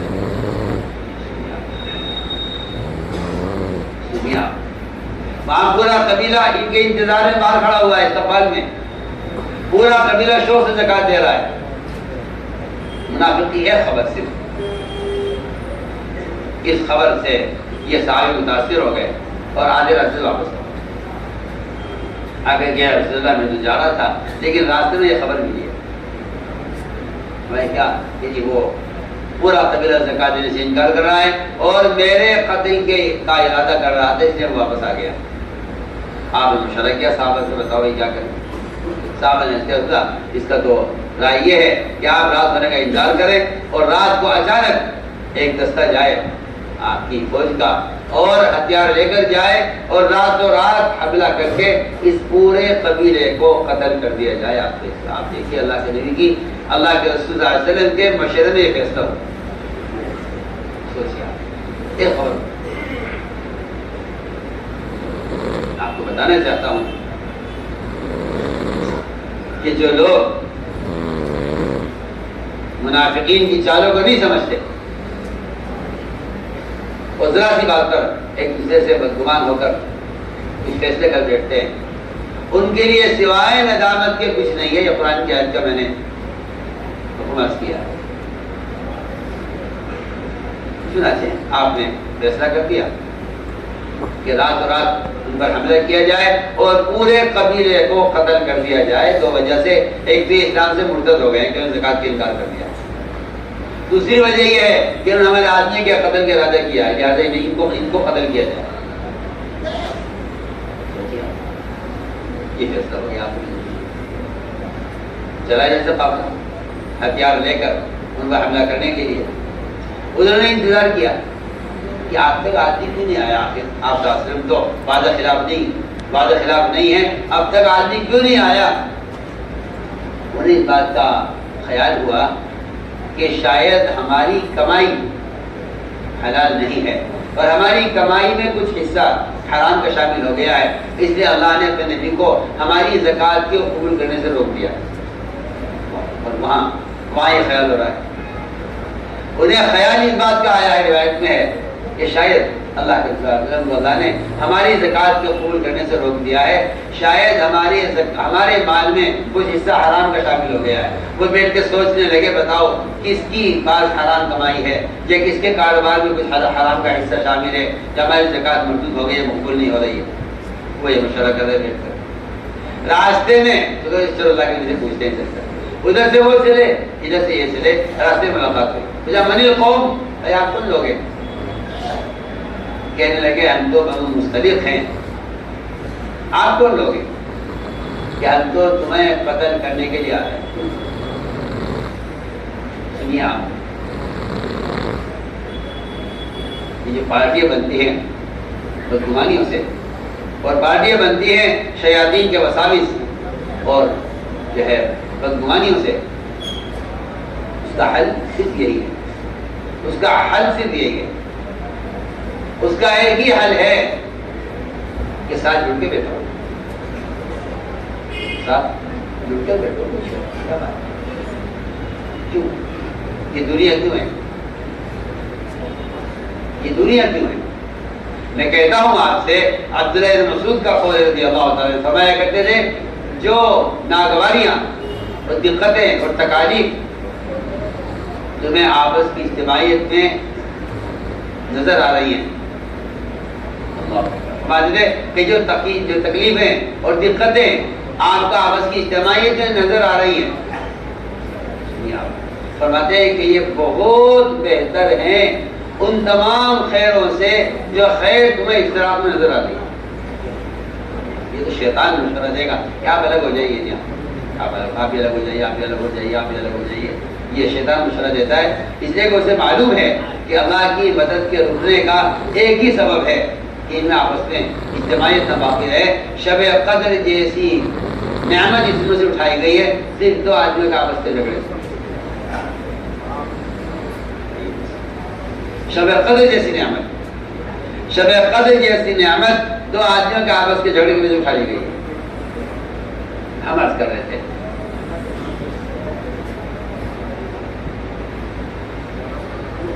کہ یہاں دونوں آپس میں ملے.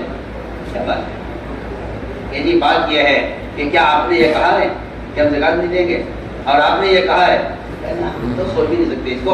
ہم تو آپ کے انتظار میں باہر کھڑے ہوئے ہیں، ہم تو زکات کا مال لے کے آئے ہیں. اس پر قرآن کی آیت نازل ہوئی. فرمایا اللہ نے اے ایمان والو، اگر کوئی فاسق تمہارے پاس خبر لے کر آئے تمہیں چاہیے کہ تحقیق کر لینا. فتبینوا ان تصیبوا قوما بجہالہ فتصبحوا علی ما فعلتم نادمین. تمہیں چاہیے تحقیق کر لینا، ورنہ تم اپنی نادانی سے کوئی ایسا فیصلہ کر بیٹھو گے کہ پھر تمہارے سوائے پچھتانے کے ندامت کے کچھ نہیں ہوگا. تو میں نے بات عرض کی چاہیے کہ مومن کے بارے میں اچھا گمان کرے، مومن کے بارے میں اچھا گمان کرے ہمیشہ. مومن کے بارے میں کہ مومن ایسے نہیں کر سکتا، کیونکہ وہ بدگمانیاں جو پیدا کی جاتی ہیں وہ پیدا کی جاتی ہے اختلاف کے لیے. سنا چاہیے ہم عرض کر رہے تھے کہ صحابہ کی سیرت میں ایسے واقعات بہت ہیں کہ جس میں مومن کے بارے میں اچھا گمان کرنے کا حکم دیا گیا ہے، ان کے بارے میں اچھے گمان کا حکم دیا گیا. ایسے واقعات سیرت بے شمار ہیں. اور مومن کا عیب تلاش کرنے کو سختی سے منع کیا گیا، اس لیے کہ تربیت اللہ تعالیٰ ان کے ذریعے کرواتے ہیں جو مومن کے گناہ کو چھپا لیتے ہیں. عمر رضی اللہ تعالیٰ عنہ رات کو گشت کر رہے تھے. حضرت عمر رات کو گشت کر رہے تھے. تو یہ گشت یہ تفقد احوال کے لیے ہوتا تھا، تجسس کے لیے نہیں. اس لیے کہ تجسس کہتے ہیں عیب تلاش کرنے کو، تفقد کہتے ہیں مسلمان کی ضرورت کو تلاش کرنے کو. تفقد ضرورت کا تلاش کرنا، تفقد کہتے ہیں ضرورت کا تلاش کرنا، تجسس کہتے ہیں مسلمان کی کمزوریوں کو تلاش کرنا. رات کے درمیان حصے میں دیکھا کہ ایک گھر کے اندر چراغ جل رہا ہے. میں اس آدھی رات کو چراغ کیوں جل رہا ہے؟ کیا بات ہے؟ آدھی رات میں چراغ کیوں جل رہا ہے؟ کیا بات ہے؟ قریب آئے تو گھر کے اندر سے کچھ گانے بجانے کی آواز آئی حضرت عمر کو کہ کوئی گانا گا رہی ہے. حضرت عمر تو خیال یہ ہوا کہ اگر میں نے دروازہ کھلوایا تو یہ گناہ کا ماحول ختم ہو جائے گا. لہذا عمر رضی اللہ تعالیٰ عنہ ان کی تربیت کے لیے حضرت عمر نے اتنا کر لیا کہ ان کو گناہ کرتے ہوئے حضرت عمر کے قریب پہنچ گئے. اندر داخل ہوئے، دیوار تراندے داخل ہوئے. گھر میں دیکھا کہ ایک بڑے میاں ہے جو شراب پی رہے تھے اور کوئی گانے والی گا رہی تھی. یہ اس میں اتنے مست ہے کہ ان کو حضرت عمر کے آنے کا علم نہیں، حضرت عمر کے آنے کا علم نہیں ہو سکا. ان کو حضرت عمر قریب پہنچ گئے، بڑی لگی نظر پڑی حضرت عمر پر. حضرت عمر نے فرمایا کہ میں نے اتنا برا منظر نہیں دیکھا کہ ایک آدمی موت کا منتظر ہے. میری بڑا بھی کہ عمر آخری عمر ہے اور وہ اتنا کر رہا ہے، شراب پی رہا ہے. بڑے میاں نے کہا عمر مجھے سزا دینے میں جلدی مت کرو. اگر میں ایک گناہ کر رہا ہوں کہ میں شراب پی رہا ہوں تو قرآن کے خلاف کر رہا ہوں، تم نے قرآن کے خلاف 3 گناہ کیے ہیں. ان عصیت اللہ واحدۃ فقد عصیت اللہ ثلاثا. یہ بڑے میاں نے حضرت عمر کو کہا اگر میں اللہ کی ایک نافرمانی کروں تو آپ 3 کر رہے ہیں. آپ نے میرا عیب تلاش کیا، قرآن اس سے منع کرتا ہے. آپ دروازے سے نہیں آئے، دیوار پھاند کر آئے، قرآن کے آپ نے خلاف کیا ہے. آپ نے میرا عیب تلاش کیا، قرآن نے اس سے منع کیا ہے. اور آپ بغیر اجازت کے آئے، اجازت دیتے آپ اندر آنے. دروازے سے نہیں آئے، بغیر اجازت کے آئے، عیب تلاش کیا، آپ نے 3 گناہ کیے ہیں. حضرت عمر رضی اللہ تعالیٰ عنہ اس کے شراب پینے کے گناہ کو تو بھول گئے اور اپنے 3 گناہ یاد کر کے اتنا روئے حضرت عمر کہ وہاں سے عمر کو ہچکیاں لگ گئی، روتے روتے واپس ہو گئے. تو کسی کو خبر نہیں کی کہ میں نے رات کیا منظر دیکھا ہے. اپنے قریب والوں کو نہیں بتایا کہ رات کیا ہوا ہے، اور تو بس اس کے کسی عیب کو چھپا گئے. ایک عرصہ گزر گیا، بڑی محنت کر کے آنا چھوڑ دیا کہ جب بھی جاؤں گا سب کے سامنے بات کھلے گی. عمر رضی اللہ تعالیٰ عنہ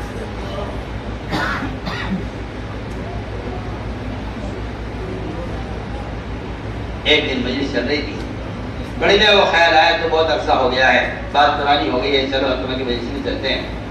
وہ بڑے میاں چھپ کر پیچھے بیٹھ گئے. حکمت کی نظر پڑ گئی تھی پر میں نے پوچھا میرے پاس کہاں، مجھے لایا گیا. حکمت نے فرمایا بڑے میاں سے قریب آؤ، میرے قریب آؤ. حکمت نے ان کے کان میں کہا کہ میں نے اس رات کی بات کسی کو نہیں بتائی. اللہ مجھے معاف فرمائے، مزاج سب کا یہ ہوتا ہے کہ وہ کوئی بات دیکھ لیتے ہیں تو اپنے قریب والوں کو بتائے بغیر ان کے پیٹ میں درد رہتا ہے، انہیں سکون نہیں ہوتا جب تک یہ اپنے قریب والے کو، اپنے دوست، اپنے متعلقین کو کسی مسلمان کے بارے میں خبر یہ نقل نہ کر دیں. میں کہتا ہوں کہ پیٹ میں بے چینی رہتی ہے. حکمر نے یہ ذکر نہیں کیا. بڑے میاں کان میں کہا حکمر نے میں نے اس رات کی بات کسی کو نہیں بتائی. بڑے میاں نے کہا عمر کان قریب لاؤ، میں نے اس رات سے آج تک شراب نہیں پی. اسی دن سے میں رات سے میں نے توبہ کی ہے. میں کہتا ہوں اس شرابی کی شراب کے چھڑوانے کا سبب نہ عمر کا خوف ہے، نہ سزا کا خوف ہے، نہ بدنامی کا خوف ہے. وہ اندر راز یہ ہے کہ جو عمرہ اور جو ذمہ دار اور جو لوگ استاد ہو یا باپ ہو یا پیر ہو یا امیر ہو، اگر وہ اپنے ساتھیوں کے عیب کو چھپائے گا تو اس کی یہ خیر خواہی اس کے ساتھیوں کی تربیت کا ذریعہ بن جائے گا. میں کہ بس یہ عمر کا عمل کہ کسی کو خبر نہیں کی انہوں نے، اللہ تعالیٰ ایسے بندوں کے ذریعے مسلمانوں کی تربیت فرماتے ہیں جو مسلمانوں کے ساتھ اولاد کی طرح تعلق رکھتے ہیں اور ان کے عیب کو چھپانے کو وہ ایک مسلمان کی عزت کا خیال رکھتے ہوئے تو اللہ تعالیٰ ایسے لوگوں سے تربیت کا کام دیا کرتے ہیں. میں ایک مثال آپ سے عرض کرتا ہوں. میرے دوستوں، یہ واقعات ہیں سیرت کے جن کو سمجھنا چاہیے اور جاننا چاہیے کہ مومن کے ساتھ بدگمانی کی ابتدا کہاں سے ہوتی ہے. میں کہوں گا بدگمانی کی ابتدا یہاں سے ہوتی ہے. مومن کے ساتھ بدگمانی کی ابتدا یہاں سے ہوتی ہے. میں مومن کے بارے میں ہمیشہ اچھا گمان کرو، مومن کے بارے میں ہمیشہ اچھا گمان کرو. مومن کے بارے میں کہ مومن ایسا نہیں کر سکتا. عمر رضی اللہ تعالیٰ عنہ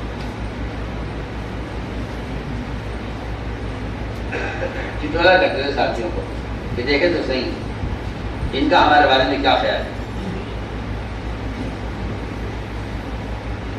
ان کا ہمارے بارے میں کیا خیال ہے. ایک واقعہ پیش آیا، بڑا عجیب واقعہ ہے. عمر رضی اللہ تعالیٰ عنہ نے حضرت خالد کو معزول کیا.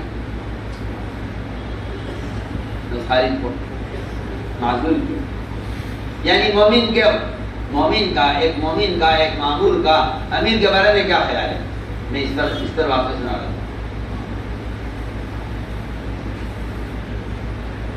اس لیے کہ امیر جب کوئی فیصلہ کرتا ہے تو ساتھی کہتے ہیں کہ ہاں یہ فیصلہ ٹھیک نہیں ہوا. اللہ مجھے معاف فرمائے، اس زمانے میں لوگ یہ چاہتے ہیں کہ امیر ہمارے مزاج کا ایسا تابع ہونا چاہیے جس طرح کوئی کھانا پکانے والا باورچی کھانے والوں کے مزاج کے تابع ہونا چاہیے. میں آپ سے بالکل کھل کے بات کرتا ہوں. امیر صاحب کو ایسا ہونا چاہیے تھا، امیر صاحب نہ کرتے یوں کرتے تھے. میں کہتا ہوں کہ امیر کا کوئی فیصلہ معمول کی اطاعت کے امتحان کے لیے ہوتا ہے کہ ان میں ماننے کی صلاحیت کتنی ہے.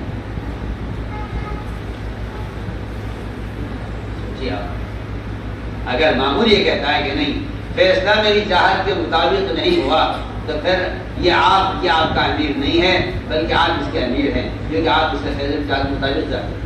یہ تو امیر کا مقام ہے کہ وہ فیصلہ اپنی چاہت کے مطابق چاہتا ہے. یہ حدیث میں آتا ہے کہ اگر امیر فیصلہ کرے اور فیصلے میں غلطی کر جائے، سنو تو صحیح، اگر امیر فیصلہ کرے فیصلے میں غلطی کر جائے تو اللہ اس کی غلطی میں اس کو 1 اجر دے گے، اور اگر اس نے فیصلہ صحیح کر دیا تو اللہ اس کو ڈبل اجر دے گے.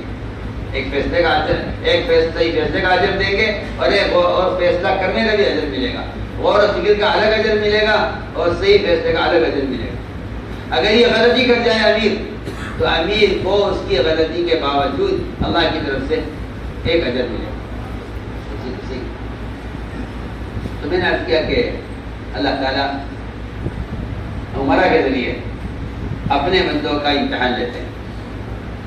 کہ دیکھنا یہ ہے کہ ان میں اطاعت کتنی ہے.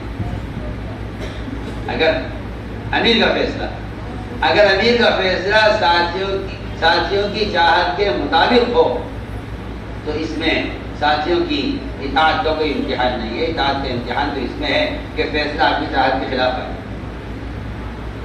سنیں بھی کیا بول رہا ہوں. امیر کا فیصلہ ساتھیوں کی چاہت کے خلاف آئے، اس میں امتحان ہے اطاعت کا. اگر امیر کا فیصلہ ساتھیوں کی چاہت کے مطابق ہو رہا ہے تو میں کہتا ہوں یہ اطاعت نہیں ہے، خواہش ہے. اطاعت نہیں ہے، خواہش. میں اس کے لیے واقعات کرنا چاہتا ہوں. عمر رضی اللہ تعالیٰ نے حضرت خالد کو معذور کیا. حضرت خالد کے دوست تھے، بڑے جگری دوست تھے. علقمہ بن علا تھا، یہ ان کا بڑا خاص دوست ہے. حضرت علقمہ کو برا لگا کہ عمر نے خالد کو معذور کیوں کیا. بہت مزے کا قصہ ہے. سنا چاہیے. حضرت خالد معذور ہو گئے. اس لیے کہ زمانے میں امیر بننا یہ کوئی عہدہ نہیں تھا، کیونکہ عمارت وہ تو کفر میں اور دنیاوی نظام میں عمارت عہدہ ہے. اسلام میں عمارت خدمت ہے. اسلام میں عمارت خدمت ہے، اور کفر میں عمارت وہ عہدہ ہے. جس سے آدمی خیانت بھی کرتا ہے اور ظلم بھی کرتا ہے. خیانت اور ظلم یہ کفر کی عمارت میں ہے، اور خدمت اور تربیت یہ اسلام کی عمارت میں ہے. عمر رضی اللہ عنہ خالد کو معذور کیا. علقمہ کے دوست تھے خالد. رات کو اندھیرے میں حضرت علقمہ کی ملاقات حضرت عمر سے ہوئی. علقمہ سمجھے گا خالد ہے، کیونکہ حضرت عمر کا لہجہ اور ان کا چہرہ وہ حضرت خالد سے بہت ملتا تھا.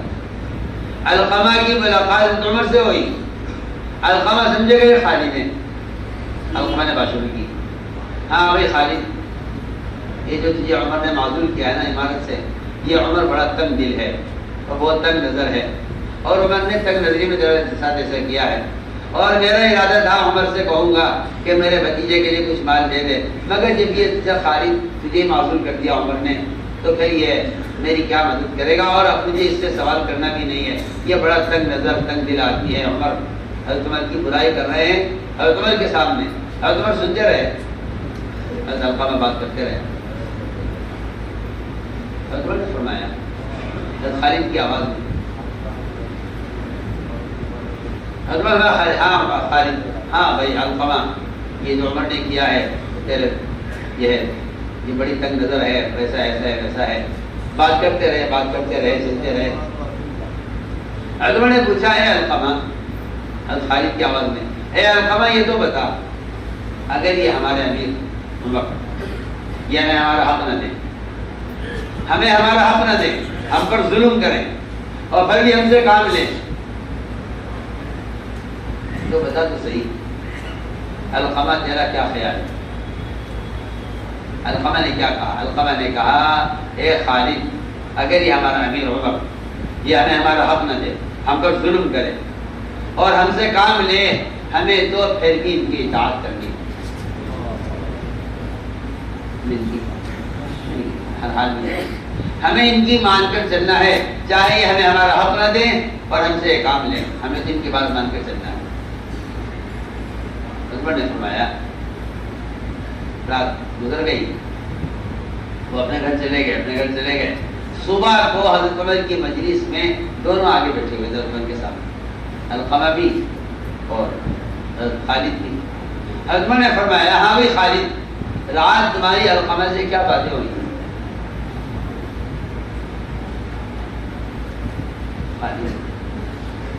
رات تمہاری علقمہ سے کیا بات؟ خالد نے کہا مجھے علقمہ سے میں تو کئی روز سے نہیں ملا، اس میں نہیں، رات تم دونوں کیا باتیں کر رہے ہیں؟ علقمہ تو گھبرا گئے کہ بات پہنچ گئی حضرت عمر تک۔ خالد نے کہا مجھے میں قسم کھا کر کہتا ہوں میری علقمہ سے کوئی ملاقات نہیں۔ علقمہ کہہ رہے خالد قسم تو مت کھاؤ، جھوٹ تو نہ بولو، میں رات تم ساتھ تھے۔ دونوں میں آپس میں جھگڑا شروع ہو گیا وہاں، وہ کہہ رہے ہیں میری تمہارے سے ملاقات نہیں ہوئی، علقمہ کہہ رہے ہیں نہیں جھوٹ مت بولو، رات میں تم ساتھ تھے۔ حضرت میں کہ تم دونوں سچ بول رہے ہو، تم جھوٹ نہیں بول رہے ہو، علقمہ تمہارے ساتھ خالد نہیں تھا، تمہارے ساتھ تو عمر تھا۔ لیکن تمہاری زبان کا یہ جملہ کہ عمرہ ہمارے ساتھ کتنی بھی زیادتی کریں، ہمیں ہمارا حق نہ دیں، مگر وہ ہمیں حکم دے تو ان کی اطاعت کریں گے، تمہارے یہ جملہ عمر کو پوری دنیا پر حکومت کرنے سے زیادہ پسند ہے۔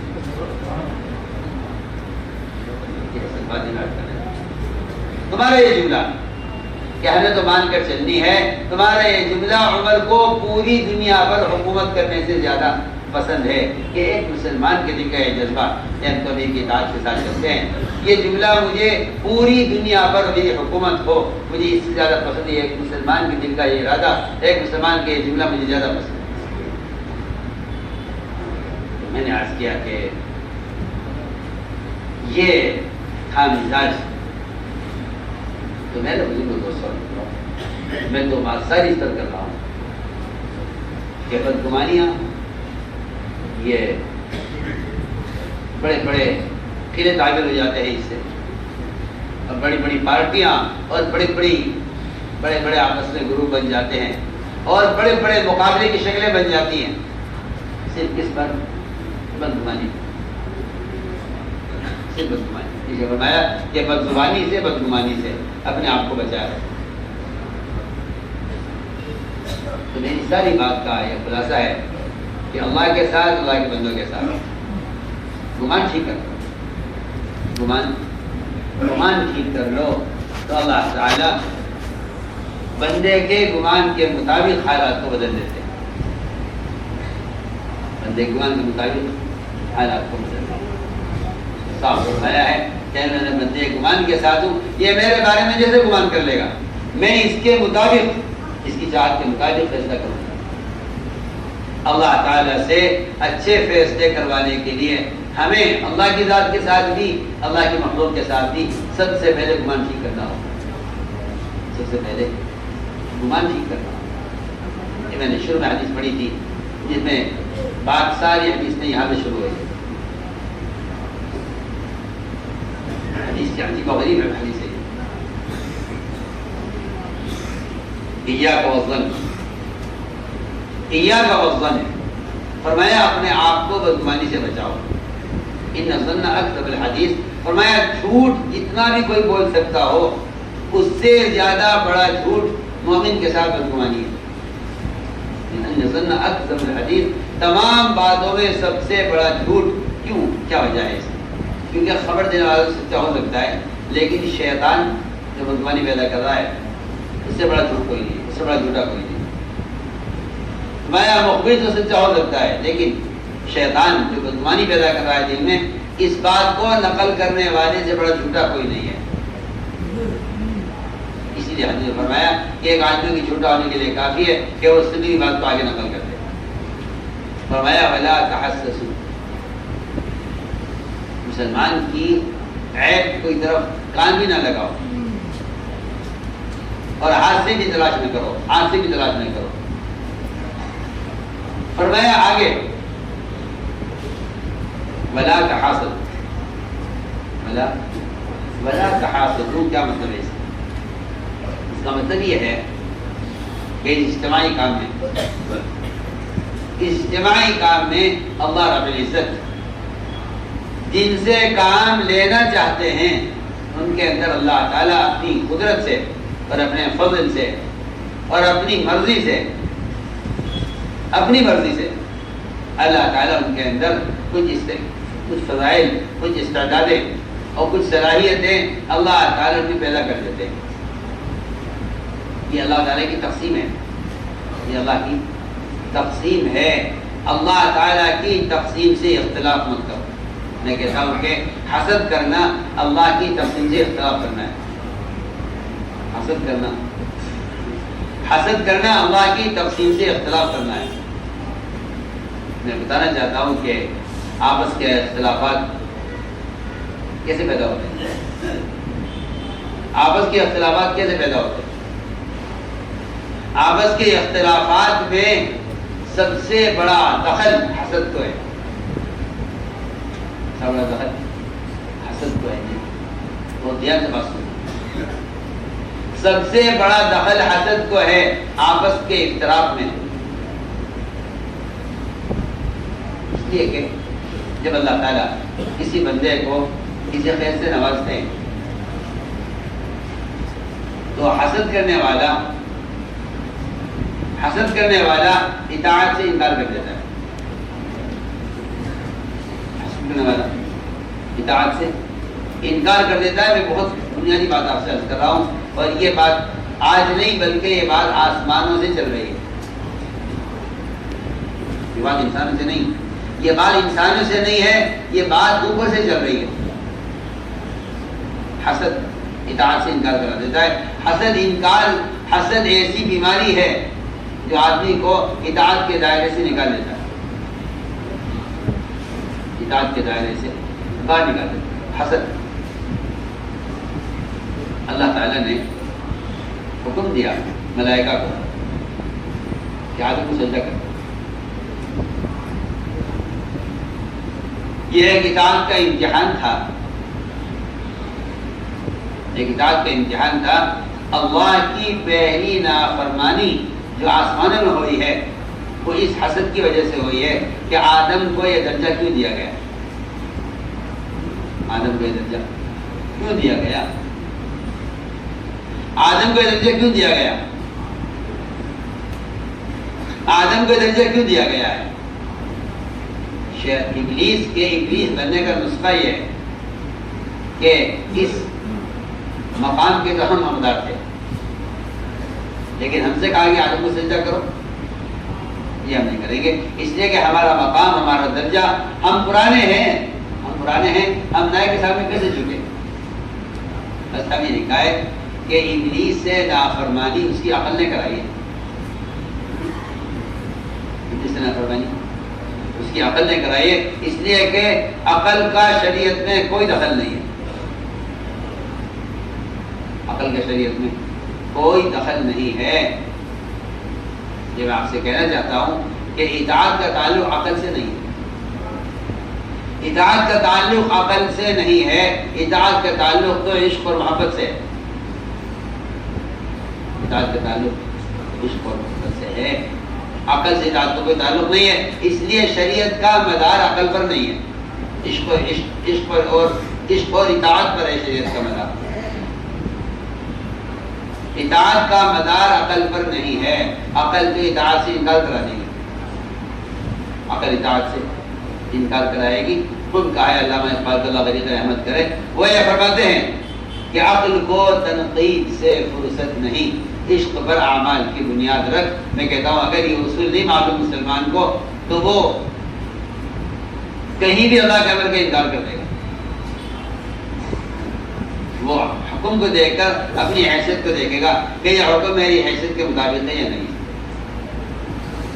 عقل کو تنقید سے فرصت نہیں، عشق پر اعمال کی بنیاد رکھ۔ اس کا مطلب یہ ہے کہ آدمی سے نافرمانی عقل کراتی ہے، نافرمانی عقل کراتی ہے، اس لیے شریعت کا مدار عقل پر نہیں ہے، حکم پر ہے، شریعت کا مدار عقل پر نہیں حکم پر ہے. جو آپ دیکھ لیجیے کہ ابلیس کے ابلیس بننے کا سبب یہ ہے کہ اس نے دیکھا کہ یہ تقسیم جو ہو رہی ہے کہ آدم کو ہمیں سجدہ کرنے کا حکم دیا جا رہا ہے، یہ ہماری حیثیت کے خلاف ہے، اور ان کو یہ درجہ دیا جائے اس پر ہمیں حسد ہے. پہلی نافرمانی اللہ کی جو ہے آسمانوں میں وہ حسد کی وجہ سے ہوئی، وہ حسد کی وجہ سے ہوئی ہے. اسی میں کہنا چاہتا تھا کہ اللہ تعالیٰ کا یہ نظام ہے قیامت تک کے لیے. اللہ تعالیٰ جس سے جو کام لینا چاہیں گے دیں گے. اللہ جس سے جو کام لینا چاہیں گے اللہ دیں گے. تو اصولی بات یہ ہے کہ جب اللہ تعالیٰ کسی سے کوئی کام لیں تو ہمیں چاہیے کہ ہم کام کرنے والوں کے ساتھ ہو جائیں. کام کرنے والوں کے ساتھ. اگر ابلیس سب کے ساتھ سجدہ کر لیتا، سننے کی بات ہے. ایسے بعض لوگ کہتے ہیں کہ جی ہم توبہ کرنا چاہتے ہیں. بعض لوگ کہتے ہیں ہم توبہ کرنا چاہتے ہیں. توبہ کسے کہتے ہیں؟ کان پکڑنا توبہ نہیں ہے. آئندہ گناہ نہ کرنے کا پختہ ارادہ یہ بھی توبہ نہیں. گناہ پر ندامت یہ بھی توبہ نہیں. یہ بھی توبہ نہیں. سنو نہیں کیا بول رہا ہوں. گناہ پر ندامت، آئندہ نہ کرنے کا پختہ ارادہ، استغفار، ان میں سے کوئی چیز توبہ نہیں. استغفر ربکم ثم توبوا الیہ. استغفار بالکل الگ ہے، توبہ بالکل الگ ہے. اور یہ بات یاد رکھنا کہ توبہ کے بغیر استغفار سے کوئی فائدہ نہیں. سننے بھی کیا بول رہا؟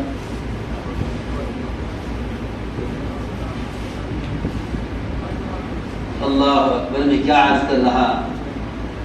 توبہ کے بغیر استغفار سے، اس لیے کہ توبہ فیصلہ کرے گی، توبہ فیصلہ کرے گی کہ آپ کو اپنے گناہ پر ندامت ہے یا نہیں. مگر سوال میرا یہ ہے سب سے کہ توبہ کسے کہتے ہیں؟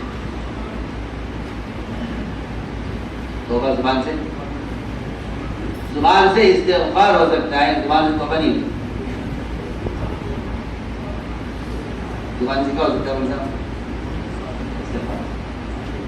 زبان سے استغفار ہو سکتا ہے، ندامت کے ساتھ، دل کے ساتھ، سب کچھ صحیح، لیکن توبہ زبان کا کام نہیں ہے. توبہ زبان کا کام نہیں ہے. توبہ تو پورے جسم کا کام ہے. آپ دھیان دیں گے میری بات کو.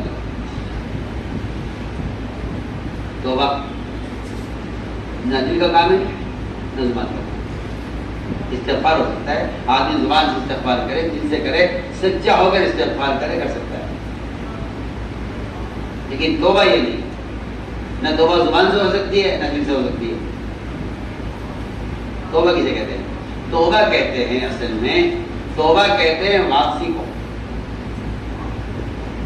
توبہ کہتے ہیں واپسی.